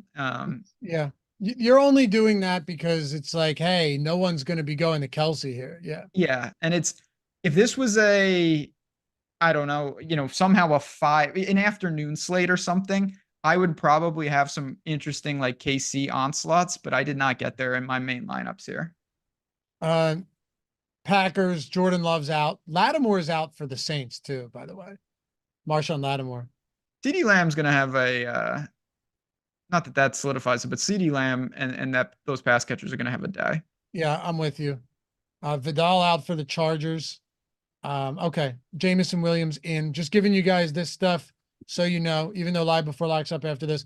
I want to throw one thing out here because I think you covered most of it.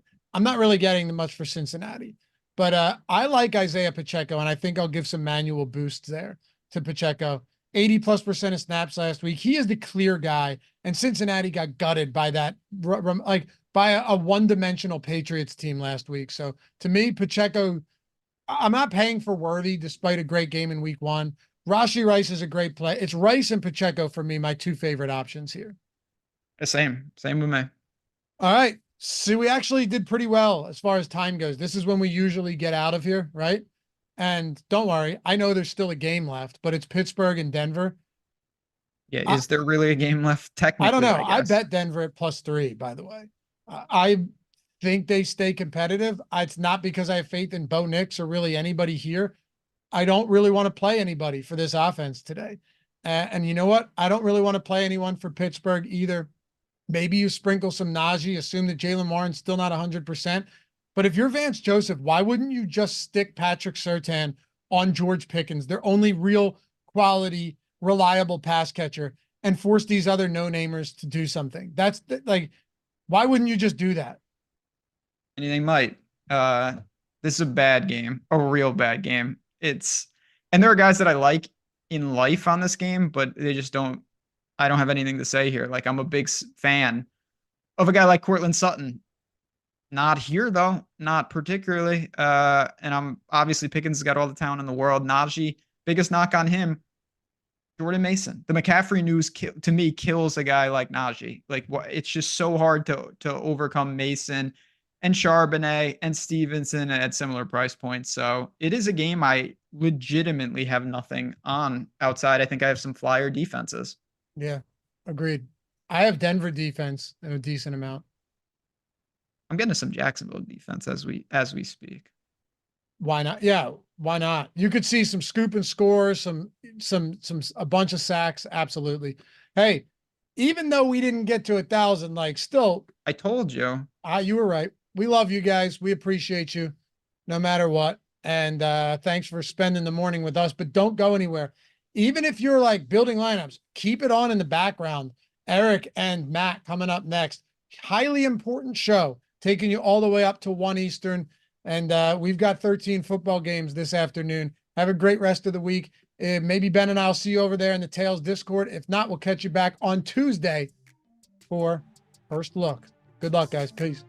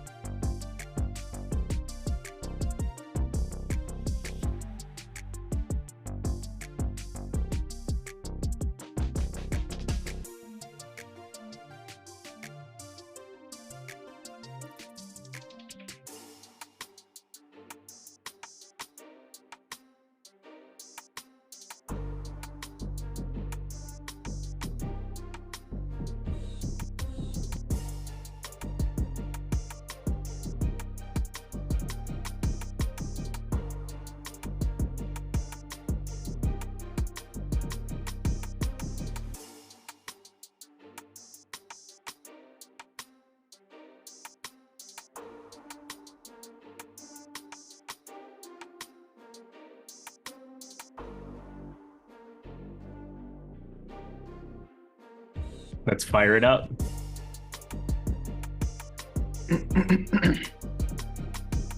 What is going on, everybody? Welcome to NFL Live Before Lock. I'm Eric Lindquist. You can follow me at Eric Lindquist over on X. Excited for week 2 NFL action here. We got Matt Gajeski alongside me, Matt_Gajeski. I always have to ask him because I'm always curious, how was college football for you yesterday? DFS was good, made some money there. Betting was the worst day I've ever had in my entire life. So I guess a wash? I don't know. Depends what you were into. So you got that going for you, which is nice. Yeah, I know usually it's the other way around. You expect to, if you're playing tournaments, that is the larger ones, you expect to go into that and lose most of the time. And betting's been very good for me in the past. So it flipped, which was an interesting run out for me. But, we just grind harder next week, man. We'll be in the lab. We'll be in the lab. A little time for Bob Marley. Redemption Song is the song that Matt Gajeski will sing here today. He's ready to rock. I'm ready to rock. We got NFL inactives to talk about here. I think Marshawn Lattimore being inactive, not ideal because, he's paid to be that cover corner for the New Orleans Saints. And, he will not be on the field. That seems like a little bit of a problem. We have all the money in all the land to spend up for running backs and for wide receivers. I think CeeDee Lamb becomes a little bit more interesting as a result of that. Joshua Palmer in. Jameson Williams, news that he is going to be active, and not only active, but he is going to not be limited is the wording around that one, which is good considering I jammed pretty much all of his yardage overs and laddered it to the top. Come join me if you feel so inclined. And then, of course, we've got Josh Downs, who did end up inactive here in this early window of games. Not a ton we're waiting for in the afternoon, but anything that stood out to you with the actives and actives before we start taking off? You did a masterful job on a DFS show. A lot of times we focus on the offensive injuries, which makes sense. We're playing offensive players, but we need to also focus on players like Marshawn Lattimore. So that was also a big one for me. Finding the studs on the offensive line, the defense, especially in the secondaries that aren't going to play. And Lattimore, I think, is the biggest one. Yeah. Lindy, good morning. Good luck with your quote-unquote locks today. Locks have been back and forth to start off the NFL season, that's for sure. Good thing the likes have been absolutely in fuego from all the videos. And, I have more of those than I have likes during a given week. But Then there's times that stuff happens like Jeff Wilson dies and doesn't get on the field. So there's things that happen in the NFL. Let's talk about some of that. We're going to go quarterback, running back, wide receiver, tight end, and finishing out with defense. We usually go from expensive to cheap. I'm going to kind of stay with that same theme here, but anything else you want to cover here before we dive in? I don't think so. I'm ready to go. Yeah, I'm ready to rock here too. Let's start it from the top.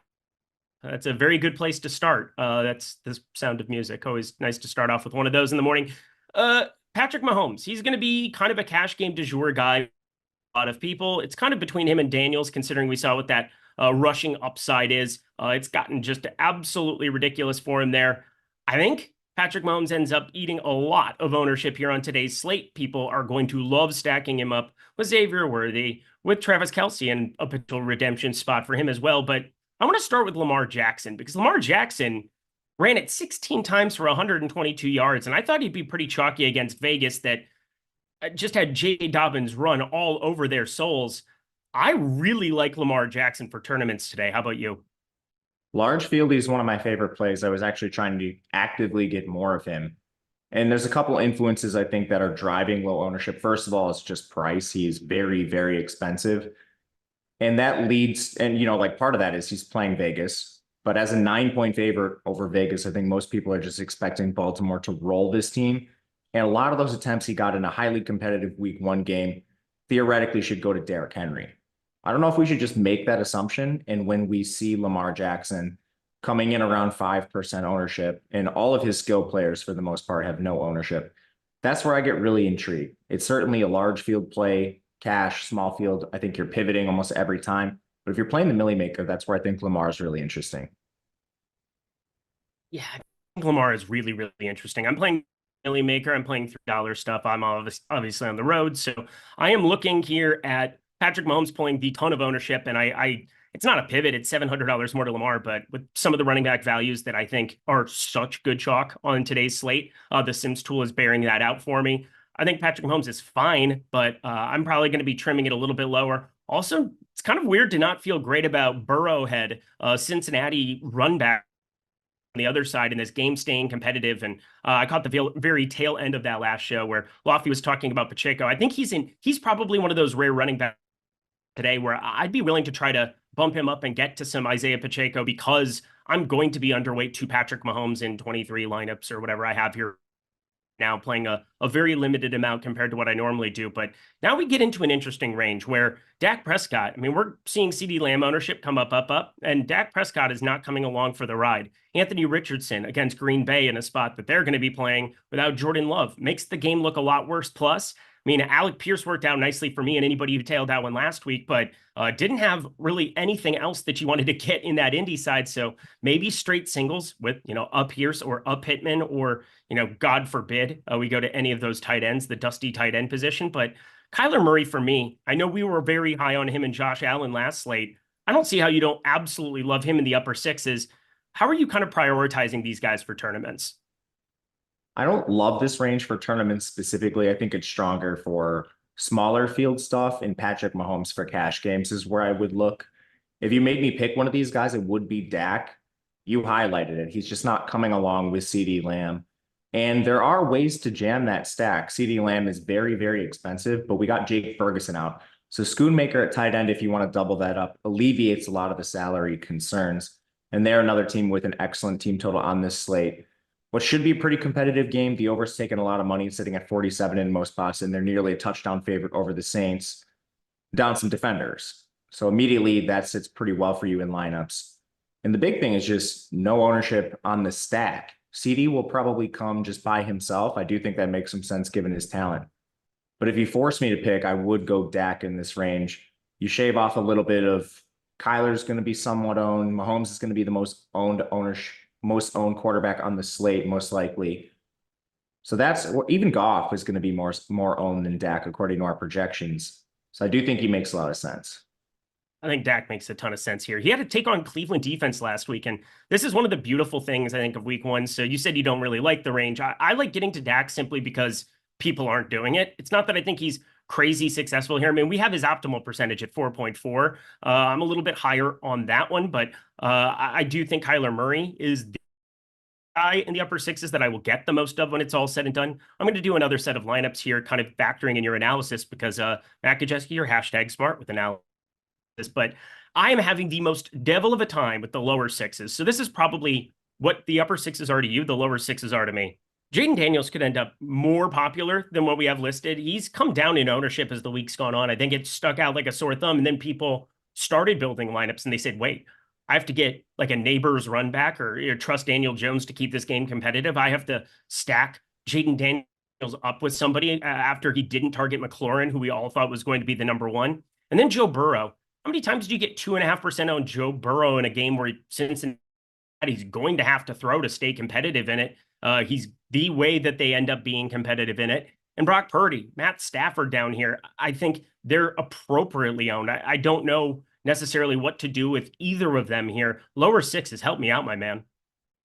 In the lower sixes, there are some plays I like quite a bit. It's not Daniels.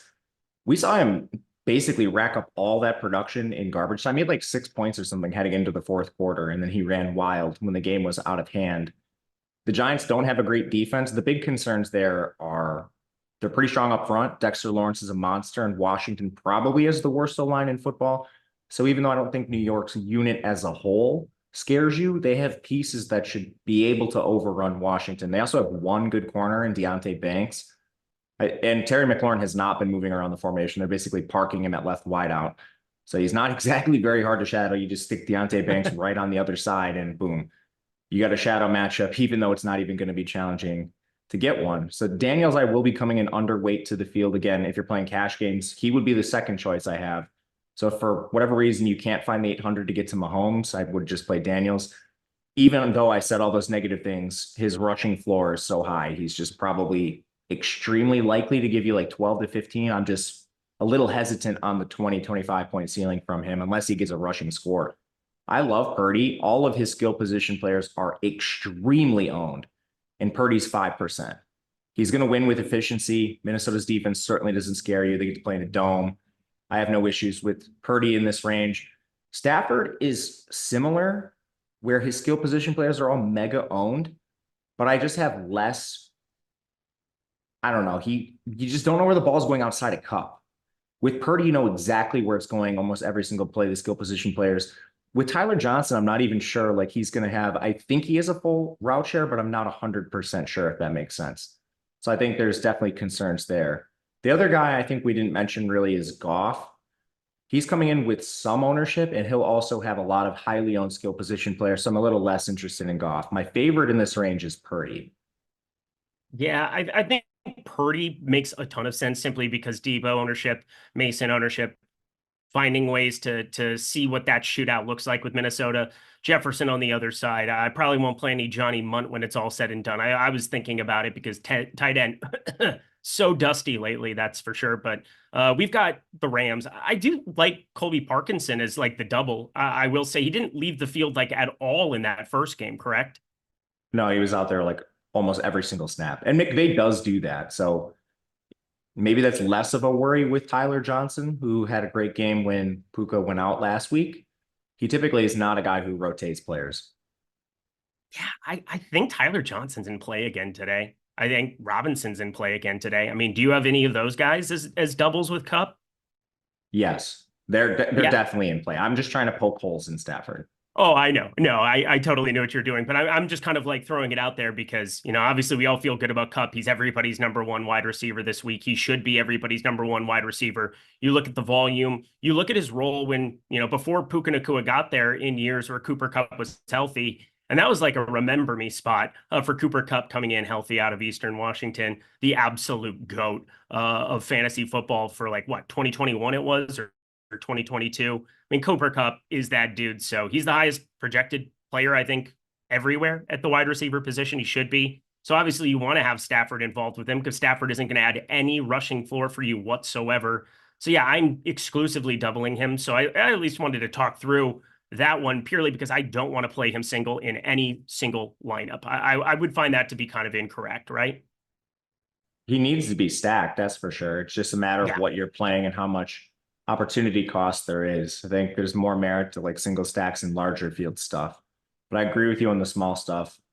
I don't know. they're so smart with their game plan. Like some of their offensive line concerns, especially with Arizona's pitiful defense, I'm not sure really matter. So I have some interest, just not a lot. The real player, I wish he was like 6K to include in this conversation, is Baker. He's the next player I really like. You and me, my guy. We talked about him a lot last week. I thought Godwin, Evans, another remember me spot. Mike Evans just continues to do it year after year after year. It's going to be another year of it. And now we get kind of a cheapie in Jaden McMillan, where he was on the field for 80% plus of snaps. I think, maybe he ends up being like a deep shot, but like he has so much experience with being not a role player necessarily, because he was still exceptional at Washington, but he was a number 2 to Roma Dunze. And, he's going to be a number 3 in this offense, but they're going to run so much, especially if they are inefficient on the ground. I mean, Bucky Irving looked so much better than what Rachaad White did in the running game. Maybe we see that come to fruition like we talked about last week too. But I am very high on Tampa Bay's pass rate for this season. I always was, I always will be, until they prove otherwise. And now Baker's got a guy who did a really good job with him as the OC there in his short stint in LA. Like a lot of the changes, liked seeing right off the bat, Washington, they're not very good. So there's that, but now you're walking into 51.5 total here in a dome in Detroit. How do we not love Baker Mayfield? My highest owned quarterback in tournaments today. Yeah, I'm pretty spread at quarterback, but I'm definitely over the field on Baker Mayfield. I like him quite a bit. He offers a little bit of leverage stack-wise too. You're just not running into the mega ownership with Mike Evans and Godwin at the top. And I love McMillan as a pivot off these dusty guys that everyone's playing at the bottom. But that's kind of what I do every single week, is take all the really dusty, low price receivers and try to find pivots down there. Well, we got any dusty quarterbacks in the portfolio for today? I mean, Justin Herbert's not dusty. Aaron Rodgers, the jury is still out on dustiness. Not confirmed dusty. Deshaun Watson probably confirmed, potentially out of the league soon. And Geno Smith against New England. New England, probably the most impressive defensive performance by a team above my expectations for them. Always loved Christian Gonzalez. He didn't even have a good game. Like, that guy was a freak of nature in his short stint before he got hurt for the season, his rookie season. And now he's back in their lives, and I expect better performances from him going forward. Can't really do anything with Geno today. Justin Fields, though, is interesting to me. I really like Justin Fields at 5,400. I don't even think we need to stack him. Like, Geno Smith goes for a couple of rushing yards. He had like 4 rushes, 30 yards or something in that spot. And I think Justin Fields is going to be Arthur Smith's little guinea pig here for the early going of the season. We could be looking at like a 6,500 Justin Fields. If he goes for 100 plus, like he potentially could against, I think, a Denver defense that is not very talented. I'm getting to him a little bit of Sam Darnold simply because of how many pieces of that game we have on the San Francisco side. I'm trying to force in some Minnesota, hoping that it does end up high scoring, because I'm just eating the chalk like you should be with some of those San Francisco pieces. But how are you feeling about the rest of the 5K range? I'll open the entire board up to you. Really bad, but there's a couple guys I'm sprinkling down here. I don't think you should be doing any more than that. My favorite's Trevor Lawrence. I honestly am not sure how well Cleveland's defense played in that first game.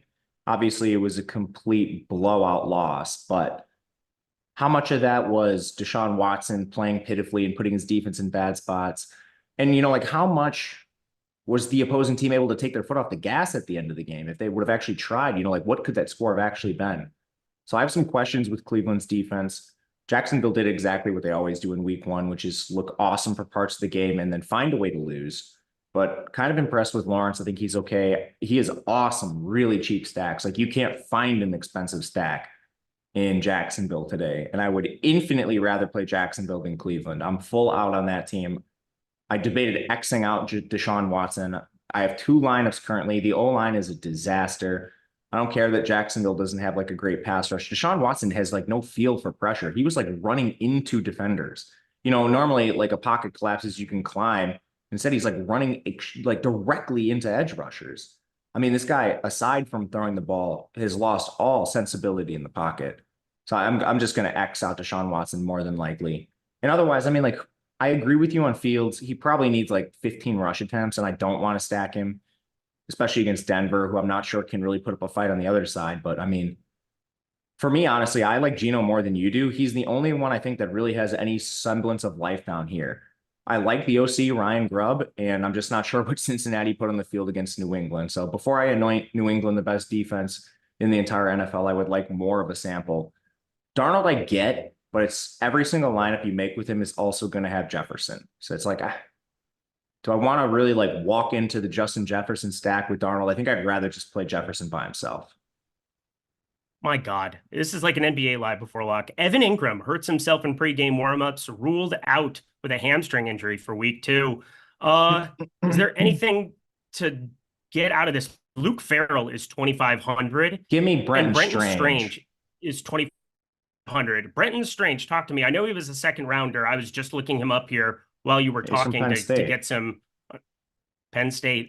He played a lot last year, dude. They were running way more 12 personnel last year. His snap share was like 30%, which obviously you can't do anything with. But I certainly think he's ahead of Luke Farrell. I mean, this is just if you go based on week 1, Luke Farrell played more, but honestly, I think that's more just like blocking stuff. So I'm going to fall back on last year's sample and assume it's Strange. He's active, right? Yep. Brenton Strange, 2,500. I'm going to double check because I don't want to. Yeah, we should double check that because I don't know if he's active. It's very important. I'm going to pull up Jacksonville here too. Jacksonville Jaguars, because you'll see the actives and actives on their media generally. Oh, wowzer. Well, Evan Ingram, what's up with these hamstring injuries again? I don't know. This is important though, because no one's going to play whoever. I assume it's Strange, but no one's going to play this really cheap guy. I wasn't playing any Ingram really anyway. He's like the most expensive guy on that team. So all right. Well, we'll see. I'm looking at the actives and actives. So in actives, they have Darnell Savage, safety, offensive lineman, 2, and then 3 defensive tackles. I'm assuming that means that he's in, and I'm assuming just based on what you said, we should expect him to be on the field for passing situations or be just a pass catcher in general. But this has to boost Kirk, Thomas, Gabe Davis. Like, those are the guys I think benefit the most. I was already playing those guys a lot, like more than the field. I'm probably going to play a little. Brian Thomas is probably going to do that too, dude. He looks so good. I know, and we're clicking all these other dusty 4K receivers instead of Brian Thomas. Like, I flat out was like, my jaw nearly dropped to the floor when I'm seeing, like, I don't know, some of these guys come up. Well, my jaw dropped to the floor when I saw all of the Owner's Box overlay. Yes, Owner's Box. Check them out. They're in the video description box below. We have, 56 minutes for you? 56 minutes. You can sign up. First-time depositors get up to $750 in bonus rewards over at Owner's Box. So I would be giving that a look. It's in our book, Reading Rainbow. Beautiful stuff over at Owner's Box right now. Massive overlay. Go take advantage of it here right now. Anything else at the quarterback position for you, Matt Kajeski? I don't think so. See the sprinklings down here. I don't like anyone in this range, so I have very little. I have like a lineup of Bo Nix, a lineup of like Derek Carr. I guess the one guy we didn't really talk about a lot is Anthony Richardson. I think everyone is just assuming that Green Bay is going to be lifeless. Anthony Richardson has so many ways to win that I almost want to play him. He's coming in under 5% ownership regardless. And I think there's a lot of unique ways to play him with Pittman, naked. AD Mitchell's extremely cheap. We have no downs. So I do have some interest in Anthony Richardson down here as well as a last guy to mention. Anything else? Anthony Richardson. How are you going to stack him up? Who are we going to be firing him up with? Because, I mean, Alec Pierce, I can't expect him to do what he did last week. And now he's 4,500 this time around. Yeah, I don't think you have to stack him, but AD Mitchell's the most interesting to me. AD Mitchell? Okay. I think at 4K, that's probably the way I'm leaning to. Any doubles with him? And again, I don't have a single Green Bay run back. I think that's okay. I would use like a Jacobs if you want. Their pass catchers are just so difficult because of the rotation they're going to use. But I'm pulling up my Anthony Richardson lineups right now to see if there's any double stacks. There's a fair amount of them naked, man. I get it. I mean, it's the same thing we're doing with Samuels to some extent. As I'm scrolling through, no double stacks, but a few of them don't have any pass catchers. You can't triple stack a good double stack. You can't triple stack a double stack. I don't know what you're referring. What is that from? To running back we go, everybody. To running back. It's Dumb and Dumber, by the way. To the running back position. So it's okay. We're 1 for 2. We're batting 500 on the season. If we bat 500 for the season, my friend, you got Lord of the Rings week 1. I will take it. Running back, chat going nuts. Come on, Matt. We love him all the same. He's beautiful, no matter what they say. Words can't bring him down. But Jonathan Taylor, is Green Bay going to take him down after they gave up Saquon Barkley, eternal amount of usage? Breece Hall, Travis Etienne is just not even alive right now at 7,200. It would appear against Cleveland. Kamara in the 7K range. It is pretty clearly Breece Hall pulling all of the ownership. One, do you think it's warranted? And two, how do you feel about Jonathan Taylor today? Because I think he's very interesting for tournaments. I think it is warranted with Breece. He's not coming off the field. And he's, in this very small sample we have, done one thing that Taylor hasn't done, and that's catch passes, which is really the only difference between these two players in my eyes right now. Both of them played almost every single snap. Both of them had immense workloads. With Breece, you don't have to contend with Anthony Richardson potentially stealing stuff, and he does catch passes in a lot of situations where Anthony Richardson might dump off the ball to a running back like Rodgers does. Richardson just takes off on the ground on his own. So it's a tiebreaker, but is it enough to see the difference in ownership? In my opinion, no. Price also needs to be mentioned because Breece is cheaper. So you save a little bit of money, which does go somewhere on this slate. But right now, I'm sure we're going to have another run for this Ingram ownership too, and maybe it changes slightly, but 31 to 7, the ownership difference, like I'm just going to take a lot of Jonathan Taylor in this situation. Yeah, I'm probably going to do that too. Jonathan, I mean the upper sixes I like too. I'm a little surprised to see Kyren Williams ownership, aren't you? Like what happened that his ownership flew down? Because I've got him as my second highest owned running back. Why is he now 12%? Well, we had some things open up, like Charbonnet, I think, is the big one. The Mason thing was kind of expected. So I don't think it's anything he did. It's more or less just more available players and players that are cheaper. So you can go up to the CD Lambs of the world and whoever else you like that's expensive. But I agree with you. I love Kyren Williams. Another guy who's not leaving the field, Blake Corum, not been with the system long enough to earn playing time for Sean McVay. And Ronnie Rivers, I'll tell you this, unless there's some sort of injury, Kyren has a long run and needs to be spelled, catch his breath. He's not coming off the field. Arizona's defense is atrocious. So I like Kyren. 0 snaps offensively for Blake Corum last week. 0 is the answer. That doesn't feel good in best ball. No, we'll hope he learns a lot by week 15, 16, 17. Yeah, hope something. Well, no, I'm never going to cheer for an injury. Kyren Williams, I thought was going a little bit overdrafted, and Corum, I'm just stuck with that big fat nothing. But whatever, we will carry on. There's a lot to break, and obviously we haven't gotten to the most popular play that I'm very curious to hear your thoughts about. But upper sixes, Pacheco, Kyren Williams, Derrick Henry against Vegas, intriguing in a game script you expect them to be leading. He was 50-50 with Justice Hill, but that was Kansas City. This is at home against Vegas as the biggest favorites on the board. Jahmyr Gibbs, awesome for tournaments. I totally get having him in Detroit, Tampa Bay game stacks. Talked about how much I like Kyler. I'm obviously going to get to more Gibbs than I potentially would have otherwise. How do you feel about the upper sixes here?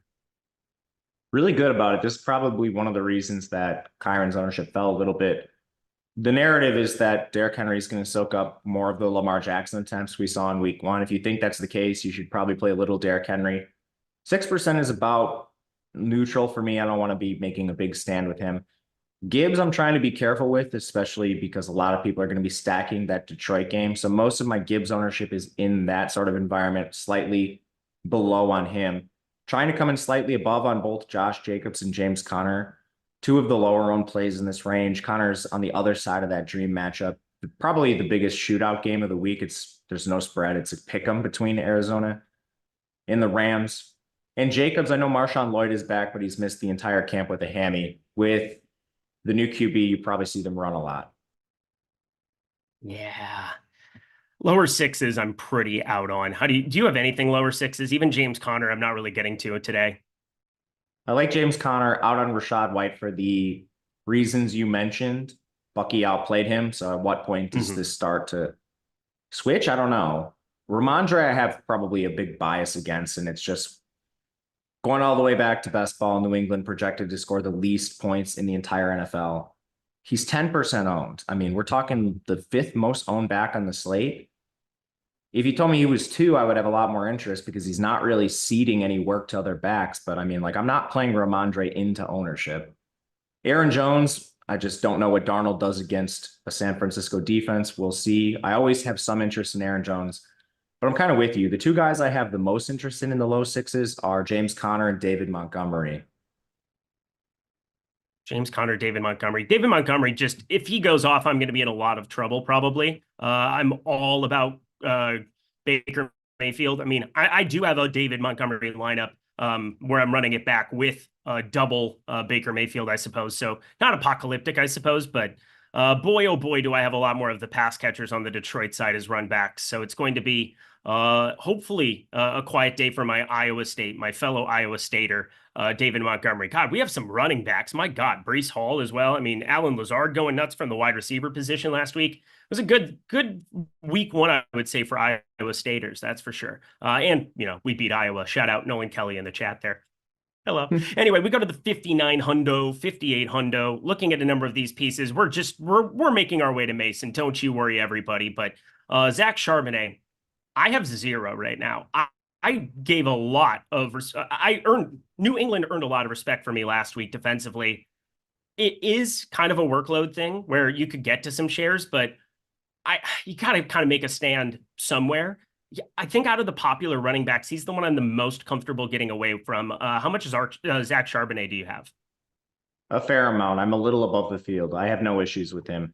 He's an amazing pass catcher. So, I mean, at his price, I just don't really see a way he completely fails. I think the floor is safe. Ceiling, you could poke holes in for sure in this matchup. New England has a good defense. The total's really bad. So if you wanted to argue with me just on a ceiling perspective, I would not argue back. But floor, I don't see there's any way Kenny McIntosh is getting in this game. I don't either. But at the same time, it's going to take a lot for Zach Charbonnet to get there on the ground. I mean, 58.5, 59.5 is rushing props, despite having the entire backfield.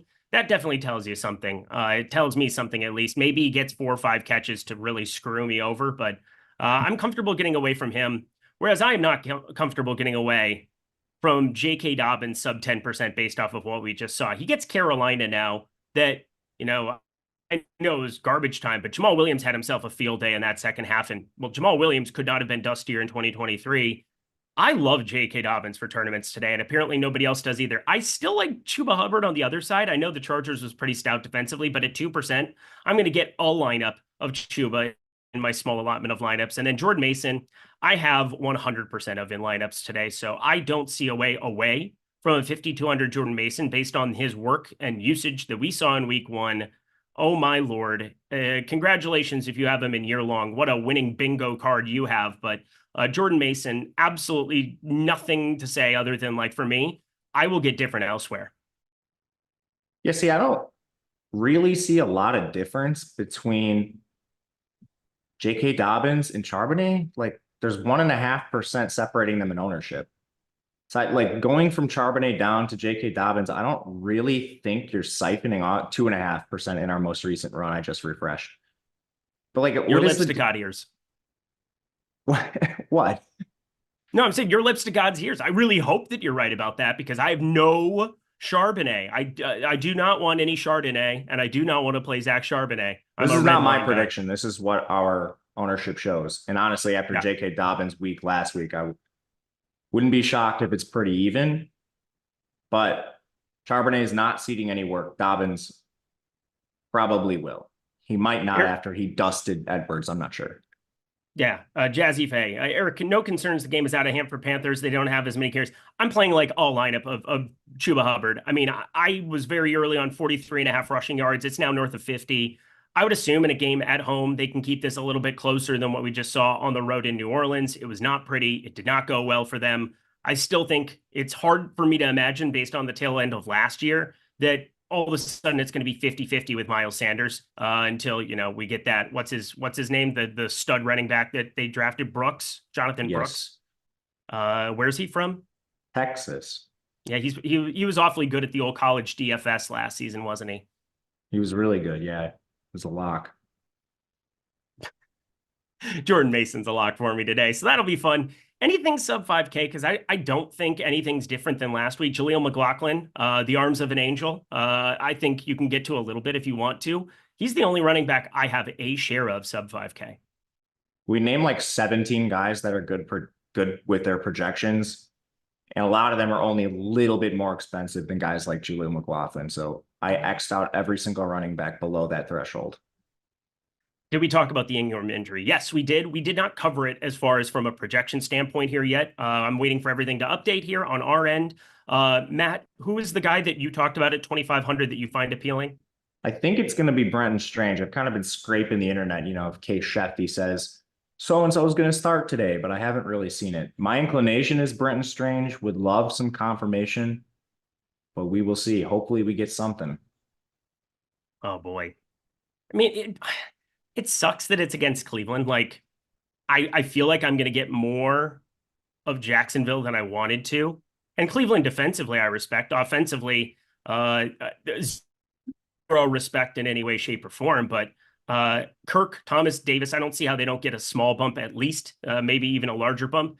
Despite what we saw from Evan Ingram, one catch, 5 yards. Congratulations. Thanks for coming, collect your game check. Evan Ingram is pretty good at the old catching of the footballs and somebody that Trevor Lawrence looks in the direction of based on 2023. So I got to look at Strange at 2,500. It's a 2,500 potentially pass catching tight end. And then all these other guys. What are you drinking over there? That was a big swig of something. I'm drinking water. I was sick all last week and my voice is still not all the way back and I keep coughing. So I'm trying to preserve myself best I can to make it through the show. But you look beautiful. That's a stretch, but I appreciate it. I think you're a handsome man. You're one of one, Eric. I don't know if that's a good thing all the time. But anyway, what is a good thing all the time is getting money in your account at a new sports book. And you should be signed up at as many sports books as you humanly possibly can, including Bet365. And it's great when it's $200 you get in bonus bets by just playing $5. Again, if you go to the link below, Bet365, the sponsor of our program here today, you bet $5, just $5 on any play. Any play. I would recommend the Rams money line if you feel so inclined, but $5 on anything. Get yourself 200 in bonus bets at a new sports book. It is available in so many different states, including Pennsylvania now, but we're talking Arizona, Iowa. If it is available in your state and you haven't signed up at Bet365, this is a great opportunity to get I was going to say free isn't always the thing. It is bonus bets, my friends. Sign up, get those bonus bets in your account. What a time. Bet365, bet 5, get 2 hundo. Yeah, we're going to wait for some of the updates to come through here before I start talking too much about the tight end position. I want to see what we end up projecting for that fellow, this strange fellow, if you will. That's for sure. And then the rest of the Jacksonville wide receivers, want to see what is there. But I obviously hurried to this portion because wide receiver, we got a lot to cover, especially with that news that just came in. But we start at the top, and the top is dominated by one Cooper Kupp. I'm going to go above 7,500. We'll cut off Mike Evans here. Everybody knows I'm probably playing more Mike Evans than the field. But CeeDee Lamb, no Marshawn Lattimore. I think that's a big deal. Does New Orleans still have a number of guys that they can rotate in and try to be difficult on? I'm sure. But we're talking about one of the premier, now paid like it, premier wide receivers in the National Football League, and CeeDee Lamb. I mean, it's going to have to be, McKinstry out there on the outside? Kool-Aid McKinstry? I remember him from Alabama back in the day, but Paulson Adebo, he's okay. But what are we doing here in this spot? Because CeeDee Lamb really stands out, but now the ownership keeps going up. He's now 20%, Matt. Yeah, I'm going through and readjusting everything from that news. So we'll see where I end up on him. I had a lot of interest earlier, but I'm not 100% sure I do now. Honestly, it kind of makes me want to get to some more of the cheaper guys like Debo, who's also projected to be chalk. But I mean, you can also play those guys together because there's a very big difference in their price range. The real question is, do you just direct pivot to like a Justin Jefferson or something like that? I was pretty concerned earlier with playing guys like Jefferson just because most of the lineups are going to have so much chalk with it. You played Jefferson, unless you're using him as a one-off, you're probably running into Jordan Mason, Debo, all these other guys. But if the ownership on some of them is coming down as CD rises, I have more interest in that. So I'm gonna pause a little bit on a final decision, but I think I'm going to have a little less interest in CD unless he's stacked with Dak, because apparently he's still not owned. And then maybe use some of these other expensive receivers as one-offs or other stacking pieces. Yeah, I think this is probably the best way to describe it, and I'm going to try to verbalize it because this has more like game theory, and obviously I let The Sims do its deal. It's smarter than me. It's smarter than you somehow, even though you're kind of a robot as is, and it proved as such because anybody who doesn't watch Dumb and Dumber obviously is a robot. But we have two wide receivers that I think make a lot of sense for tournaments today. If you are trying to game stack and try to get to certain pieces, Justin Jefferson, we're talking about 10% for him. That's really, really low relative to how much the San Francisco guys are owned. And Jamar Chase, Patrick Mahomes, he is coming along for the, like Patrick Mahomes is going to be the quarterback in a majority of the Jamar Chase lineups. Maybe you play Jamar Chase by himself. So like, I think there's like such nuance to some of these top end guys, and everybody up here has a massive ceiling. Cooper Kupp is going to be the most popular. He should be the most popular. He's going to probably end up being my most popular wide receiver on this slate. But with how much Mason I have access to do anything I want to with these guys. Are you thinking about that in any of your specific lineups? How to best utilize them and avoid duplication with similar lineups having those pieces? Yeah, originally that was my beef with Justin Jefferson, is like there's so much ownership on the 49ers side. I think he's going to get dragged along with it, but apparently that's not so much the case as I thought it was going to be. So I have more interest in him. Having a really hard time with guys like Jamar Chase. That Burrow performance was really concerning. It's not even Jamar Chase individually. It's just like every single player in this range projects better than him. And it's an extremely tough matchup on the road, really respects Cincinnati's defense. Who else do you fear on that offense at this point? It's no T. Higgins, no Joe Mixon anymore. Burrow looks like a corpse. They're trotting out like day 3 wide receivers in the NFL draft as starters. This offense might just be lifeless until T comes back, man. So I don't know. I would rather play Kupp. I'd rather play Evans. It's honestly a debate between Devontae Adams, who shaves off even more ownership. I'd certainly rather play the more expensive guys. I don't know. Might just be all the way out on Chase until things improve. I think they had a terrible offensive game plan. They went shotgun like a lot of that game, despite Well, not having that guy's still a coach. Is that going to change? I hope so, because you need to have play action in the NFL, especially with a guy like Burrow. So like, what happened in week 1? Like, I don't know. I think New England's defense is better than we thought. Agreed. And I think it, as most things are, I think it's a little bit of both. I think Cincinnati is worse than we thought, and New England's better than we thought. And then it meets in the middle, and you get that catastrophic outcome from last week. Well, also Kansas City, they're not exactly a bad defense. They're a very, very good defense. And I think one of the major reasons that they were able to put the foot down despite Patrick Mahomes not having the best quote unquote fantasy year from last year. He had a really good real life year. Winning Super Bowls is kind of the name of the game for those guys, going for the three-peat. So I think Jamar Chase is at least interesting, but I just wanted to talk through maybe how to utilize him, because I think he's going to be very popular. Like, out of his 9% ownership, how much do you think is going to be in Patrick Mahomes lineups? That's really hard to determine. I think. Yeah, I know it is. Yeah, I mean, like, I've wrestled with this exact question, is why I phrase it that way, which was probably a poor way to say it. I would guess it's a large amount, because he's basically being played as a one-off, if not. And like, who's playing one-offs of this game? Yeah, probably Mahomes not. is the most owned QB. Mm-hmm. Rice is not expensive. Some people still click Kelsey, even though it's 2024. Worthy had the blow-up game. Like, you have the salary to get to Chase if you want to, as long as you're not playing Kelsey. Oh, man. Ownership updated a minute ago here. Seeing if we get the projections updated here to get, because I know Ingram we got out of there. Did we not? Yeah, he's got a zero projection next one. Sometimes yep. they run a second update with, sorry. I didn't mean to cut you off. No, you're all good. I appreciate it, because you, people might not know this. You're kind of the projections guy here at this point in time. You're the forward-facing face.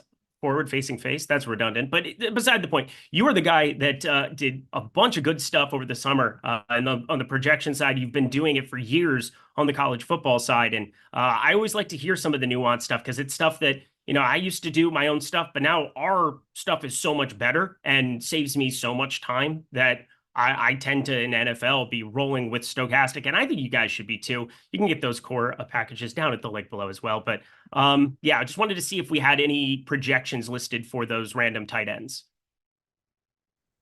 I am seeing some, but like first priority is usually getting Engram out as quick as possible, getting something on the site, and then usually there will be a second run where things are fine-tuned a little bit. As like sometimes we get prop information, sometimes you do get a Shefty tweet saying like, oh, this guy's starting. So we'll see if we get a second one that's a little more fine-tuned. Sometimes that happens.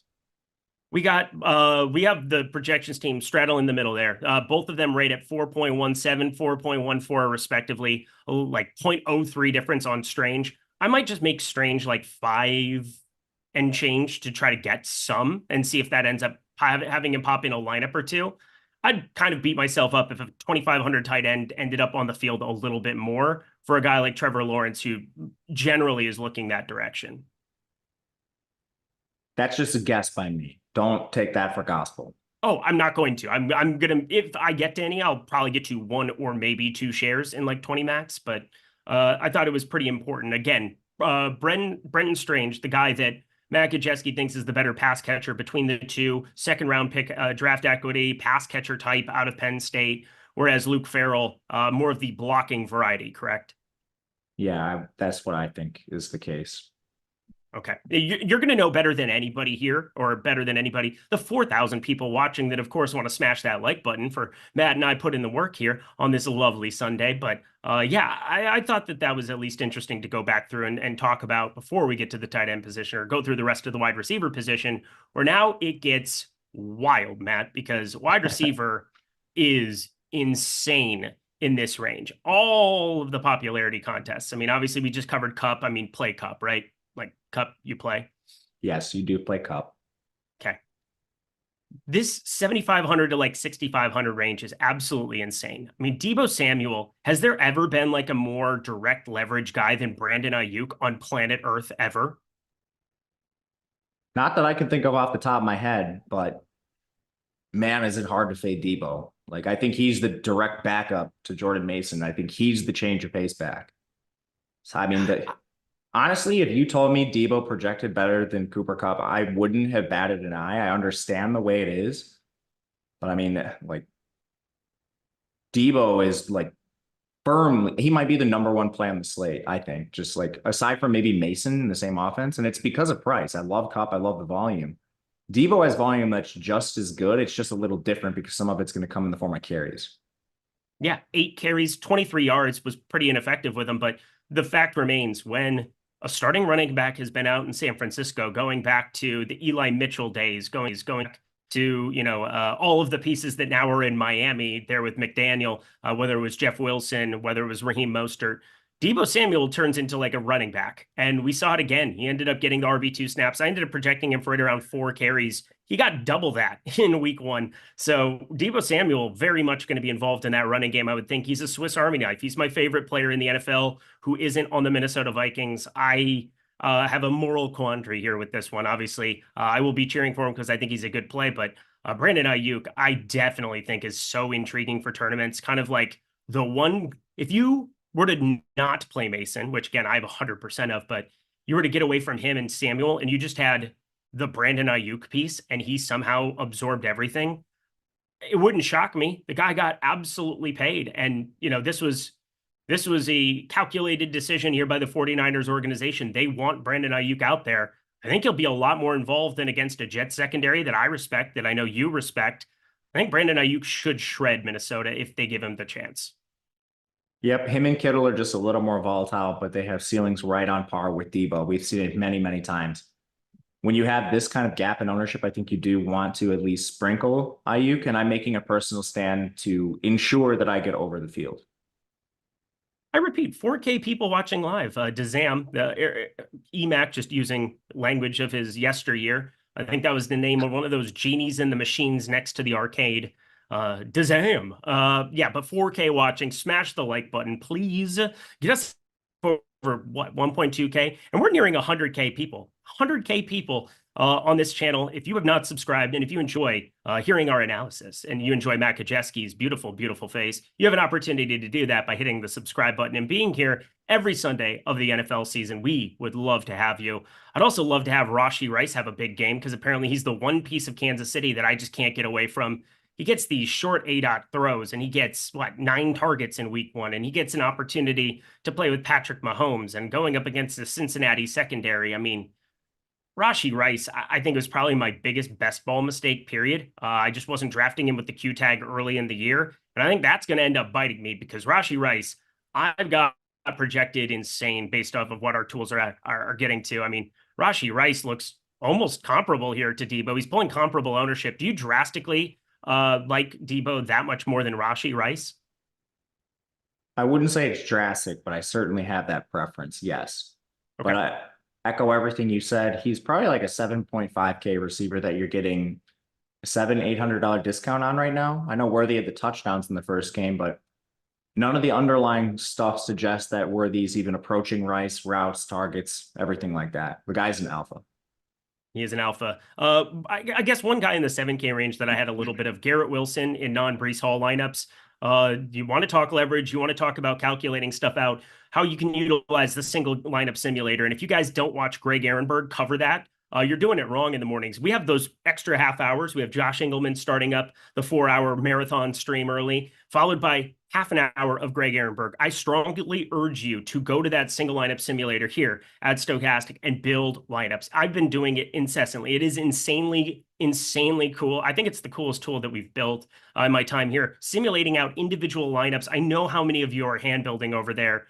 Please, I urge you to just play with some of the leverage levers, utilizing Breece Hall lineups, comparing it to a Garrett Wilson lineup. I think both of them are great plays today against Tennessee. Tennessee's defense looked pretty decent, but Caleb Williams did not. We will find out which one of those is more accurate. We got a Sunday night festivity here, Chicago, or Monday. Is it Monday? Yeah, no, tonight is Chicago and Houston, right? Indeed.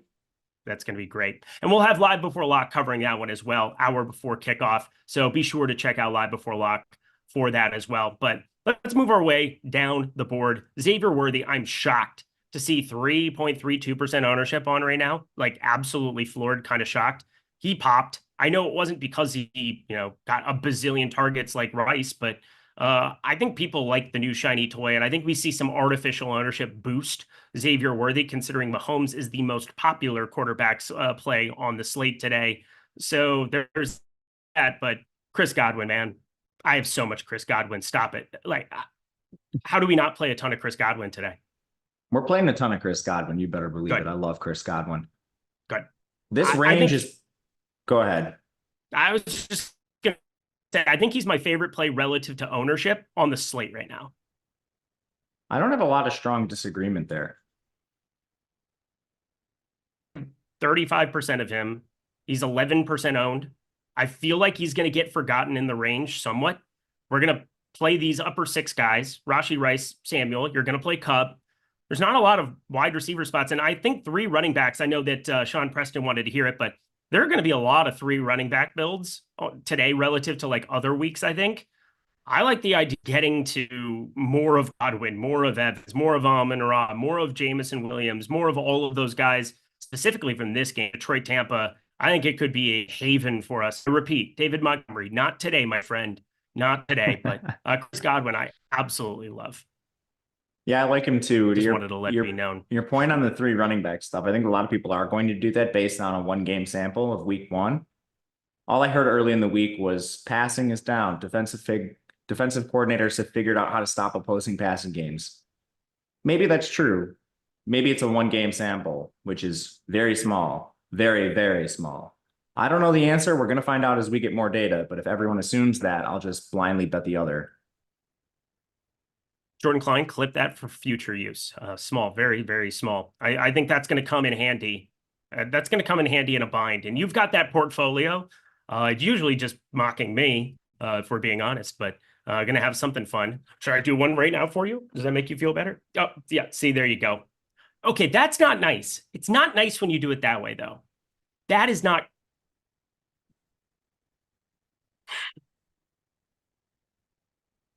My favorite was that one NBA show where he kept making your head bigger because the shirt was messing with the camera. That was my favorite. It was some random.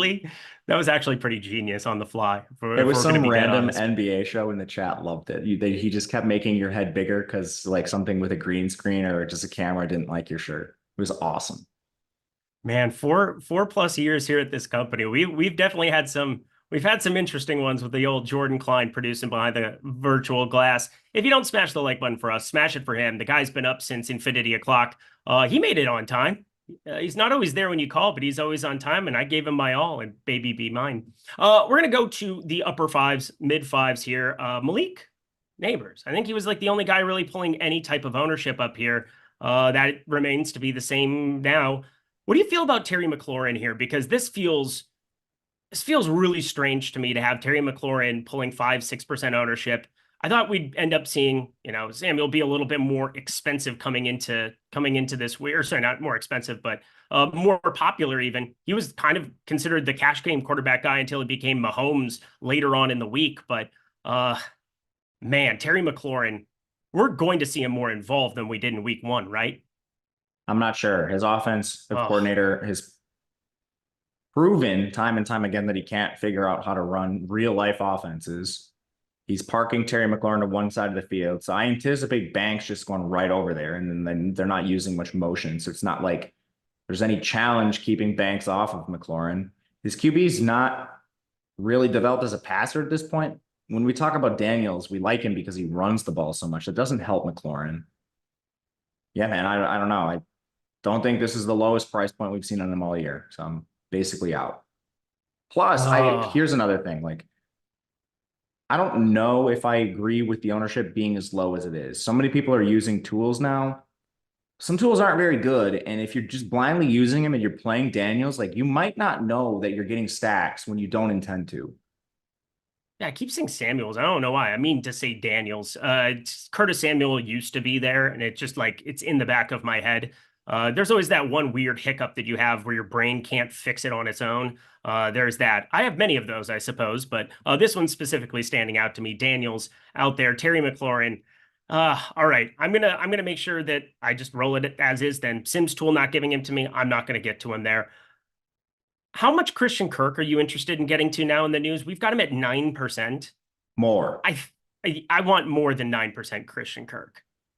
I agree. I want more, but what I really want is more Brian Thomas, which is not the price range we're talking about. But I can't remember which analyst it was. It was somebody. I want to give proper accreditation. Is that the right word? I want to accredit whoever it is that came up with this earlier in the year. I know that I saw this on X. It was a long thread talking about why Calvin Ridley, getting rid of him and having Brian Thomas be thrown into this offense was the best possible thing, because Trevor Lawrence likes those big X receivers and basically like where he's throwing the ball on the field. And he basically highlighted all the reasons he thought Brian Thomas was going to smash this year and that it might be a down year for Christian Kirk.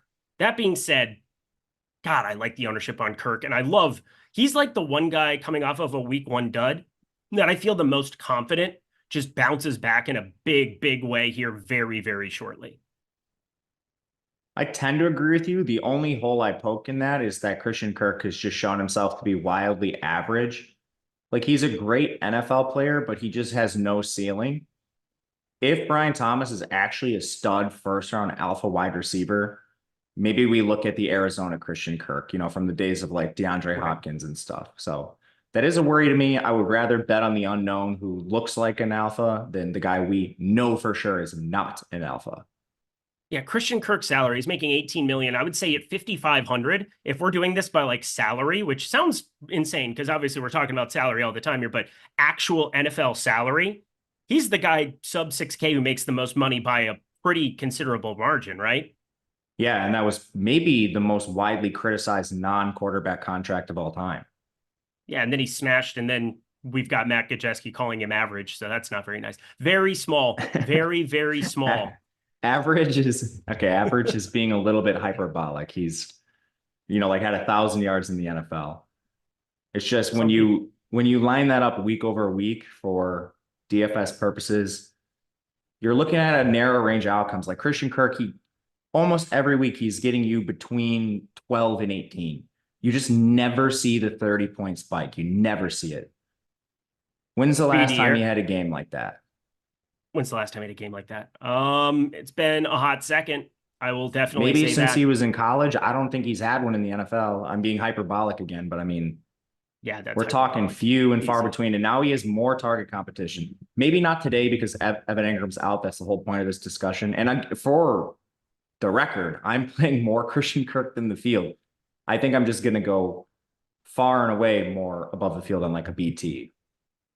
So you can't play everybody at the wide receiver position, but if you made me, again, probably my second favorite play relative to ownership. I love Godwin so freaking much, but Jameson Williams had 9 targets, 5 catches, and he's sub 5% in a game with a 51.5 total that has a team that should absolutely smash offensively with the best offensive line in football. What am I missing? And why do people not want to go back to the well with Jameson Williams? This should just call people playing scared, man. Scared money don't make money, homie. Can't play scared. Scared money don't make money. Give me all the Jameson Williams and all of the land today. No pushback. Maybe it's the Q tag. I mean, that's a legitimate concern. Or, I mean, it was until this point, like if you were worried about him playing, but a lot of times you can capitalize from this late news kind of stuff. And I think that's the case. I mean, this is an awesome game. This is an elite game environment. Yeah, I ran this Sims tool unencumbered. I was getting to right around 7-8% of him. I gave him a little bit of a boost. I changed his projection a little bit too, because I think it just might be a different year. He was like, did he ever get to like how many yards was his max when he was at Alabama? Because he was the #1 by ridiculous margins till he tore his ACL in the SEC game. I think he's still at over 1,500 yards receiving in that season, if I remember correctly. I can't remember the exact numbers, but it was something mind-blowing like that. And he only played there 1 year, so it's not like we had a very large sample of it. He was parked behind all of the Ohio State receivers that are on this slate, so never could quite get on the field there. 1 year at Alabama, dices it up. Should tell you a lot about that Ohio State team, my goodness. Dude, Ohio State, just ridiculous. I mean, that's the same reason that last year, probably my worst take ever, CJ Stroud, I didn't think was going to be good. And I cannot tell you the things that I got in my DMs from people. They were not nice DMs. And I also didn't know that there were even Houston Texans fans. I've never met one in the wild. So there's that. Well, you're out in California. Yeah. I mean, it is. Do those people like football a lot? Yeah, I mean, back and forth to Arizona too. I mean, I go to Arizona and spend a lot of time with my folks, and yeah, it's one of those things where you have Arizona fans everywhere. Cardinals fans are rampant. You don't really see them anywhere else other than when you go into the town there, which makes sense. But I can tell you one thing. I think if you went to Houston, like, were there actual Houston fans before they were good, before they got Stroud? Dude, I don't know, but people in Texas like football, so probably. Yeah, it's probably true. Yeah, people in Texas like football. Very much like it. Did they like Archie Manning yesterday? I like football. Yeah, do you like Archie Manning? Archie Manning? Quinn What's not to like? Unless you don't like Texas. Yeah, he's fantastic. I mean, is he the best backup in college football history? Do we want to just like start doing the hot take session here? I mean, there have been some pretty wild backups. Joe Burrow was a backup at Ohio State and had to transfer. There's like some gnarly back. And that's what you get at Georgia, Bama, Texas, Ohio State, Oregon. Mm-hmm. And people want to play for the good coaches, so they're willing to sit a year at times. Maybe not so much now in the transfer climate. But I don't know. We had some 5-stars from last year who decided to take NIL bags at schools that didn't maximize their talents, subsequently transferred to those very schools in order to get a chance down the line to start for the elite coaches. So I don't know. Joe Blanco just said, "Good take, dipshit." Yeah, you're welcome. What'd you say? What's the take? Just that I thought CJ Stroud was going to suck in the NFL because it's like every Ohio State quarterback has always sucked because they never had better tools around them once they were acclimated to the NFL than what they had then. Expect heavy dose of Josh Jacobs in week 2. No kidding. Is it going to matter if they pack the box in and Malik Willis can't do anything? I would argue no, it doesn't. But that was the blurb. Just wanted to throw that out there, Matt. I've had a million bad takes, dude. So yeah. Well, I'm happy to accept the bad. If you're willing to celebrate the good, you got to be willing to bite the bullet there. Jameson Williams, if he does not go off today, I'm going to have to eat humble pie. That is for sure. But rest of the 5K range, let's party here. Rest of the 5K range. Anything else that's really standing out to you? Because then we can get to some cheapies and we can have the Allen Lazard conversation. Excited for that one. Not a ton. It's honestly Neighbors, Jamison Williams, and then I have just like sprinklings of everyone else. Like very, very small sprinklings. Okay. Well, let's not do as much of the sprinklings in the 4K range because there's not very many good plays here. Brian Thomas is definitely a good play. Sub 6%. I'm with you there. Greg Dortch, I think the game environment alone got targeted quite a bit. Wasn't on the field as much as I was hoping there against Buffalo, but I still feel good about Greg Dortch best ball shares. Got to throw those into conversation. Alec Pierce, not as good of a spot, I think, as last week for sure. Going up against Green Bay. Everybody saw the two absolute nukes that Anthony Richardson laid out there. One of the greatest throws that I've seen ever based on like no windup and just letting it launch. Like that was just ridiculous. And then Gabe Davis, 4,400, looking pretty good down here as well. I don't a ton. You did have a that you talked about if you want to revisit that, but if they show up in my doubles, so be it. I'm not prioritizing anything. I think I lost you for a second. What was the initial part of that question? Oh, just what do you like in the 4K range? Oh, a lot.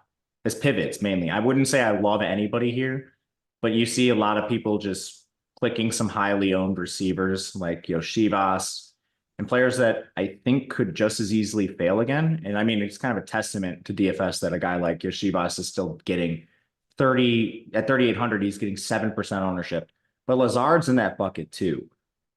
I mean, Demarcus Robinson at 4K, he's nearly at 7%. I would rather just go down and take a guy that's like 1 or 2.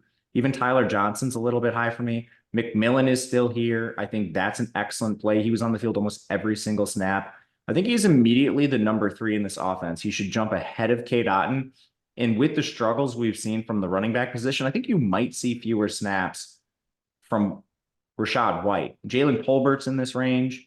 He's a guy you can use at virtually no ownership. I mean, there's just a ton of guys. You mentioned Gabe Davis. I think he's better if you're willing to go up a little bit. I mean, anyone else you want to talk about? Rashad Bateman's down here if you want to take a flyer on like Lamar stuff. McMillan is my preferred pivot, though. Yeah, I'm basically just paying up for wide receiver today. I have all the money and all the land. Talked about it before. If I'm playing 100% Jordan Mason, I better be spending up for some of these wide receivers.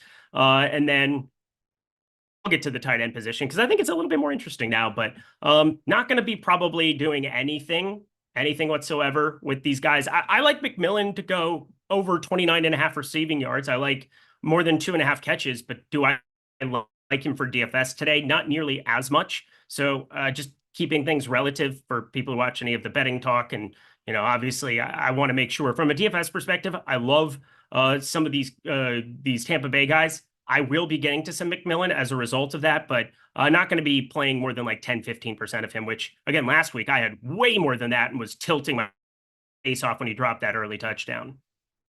Well, you don't need to play 10 or 15% to be over the field with him. That's the beautiful part about playing a dusty receiver at the bottom. I knew we were going to take up a lot of time at wide receiver. I thought it was pretty important. Give me your favorite or your 3 highest owned wide receivers today, Matt Kajeski. Debo, Kupp, CD. And CD. See, I can't believe like I saw some people earlier in the week saying CD was an actively bad play or something with Lattimore questionable. Oh, he's going to play. No, he did not practice. He is not playing football. So here we are.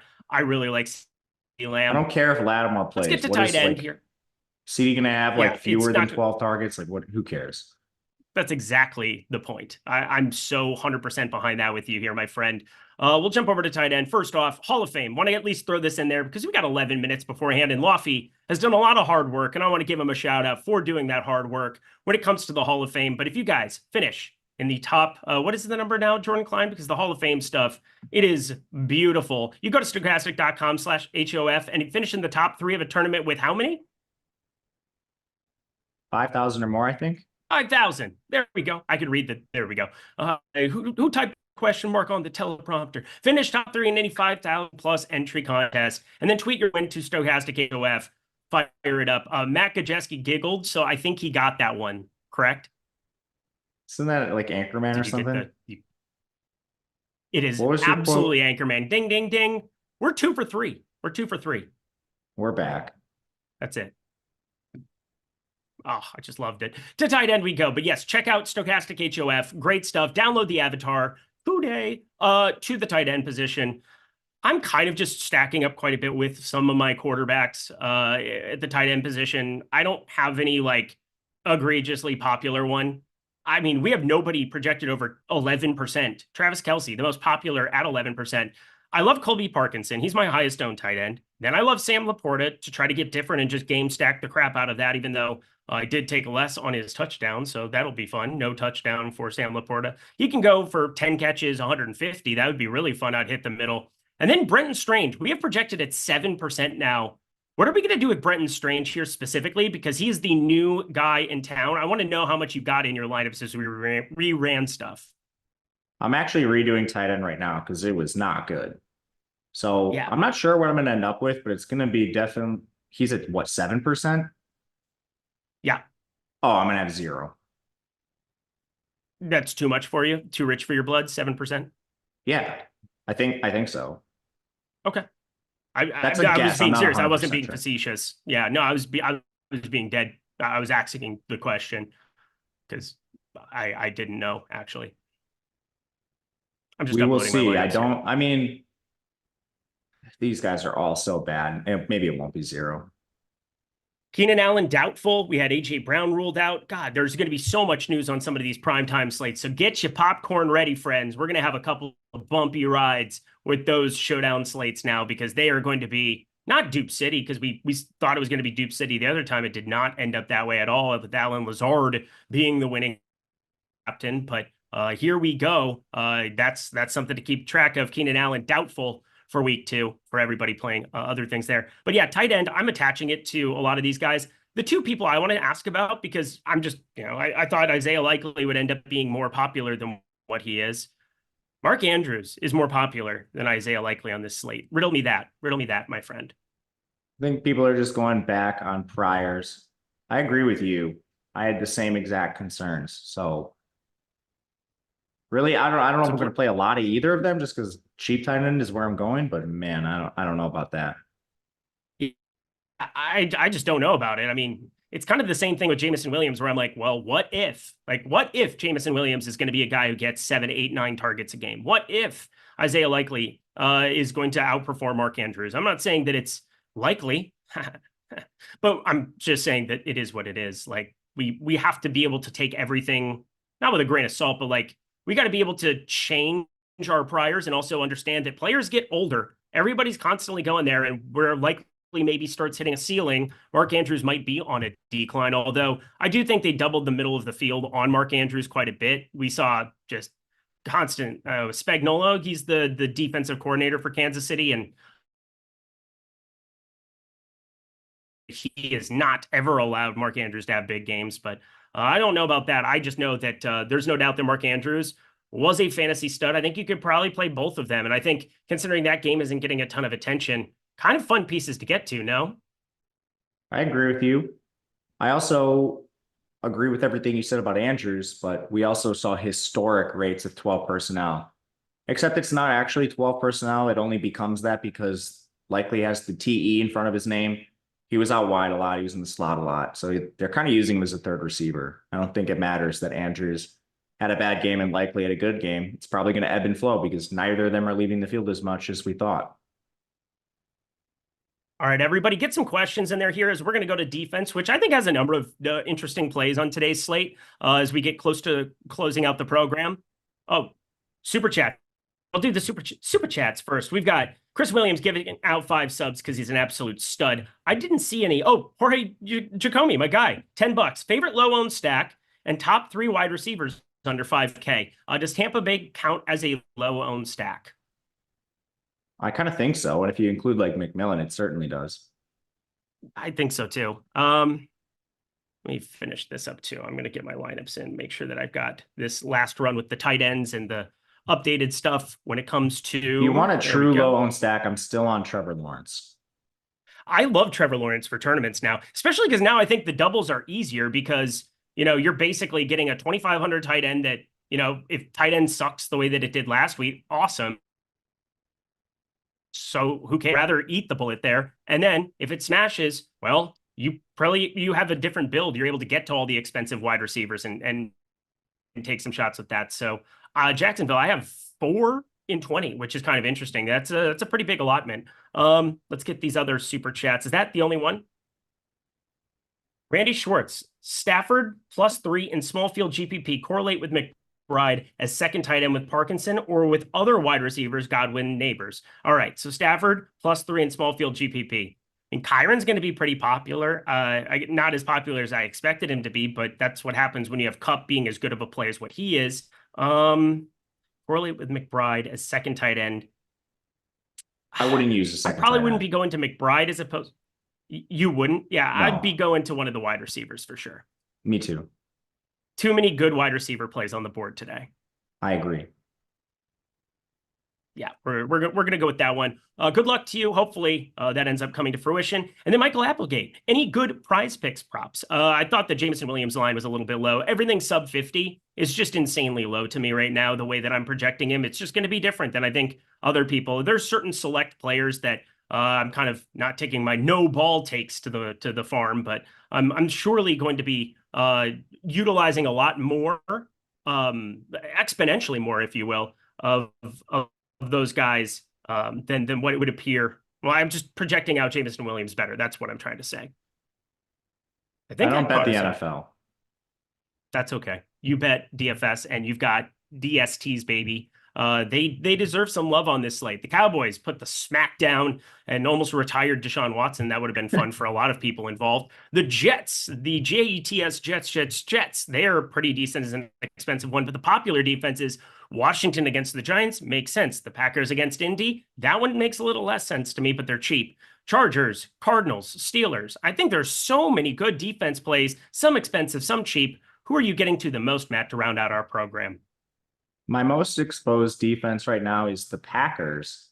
I don't hate that, playing a very potentially quarterback that could cause turnovers, like turnover-prone quarterback. I actually like the Packers defense quite a bit, even though they allowed a lot to the Eagles. They have a lot of good young pieces, new DC and Halfley. They're cheap too, which is the biggest thing with them. All right. Good luck, everyone. If I don't win, I want the people who don't win to be laughing at my lineup. See, that's the way it is. You either build really good looking lineups and lose money, or you build terrible lineups and win money and get mocked on Twitter. I'll happily get mocked on Twitter if I win $1 million. Who wouldn't do that?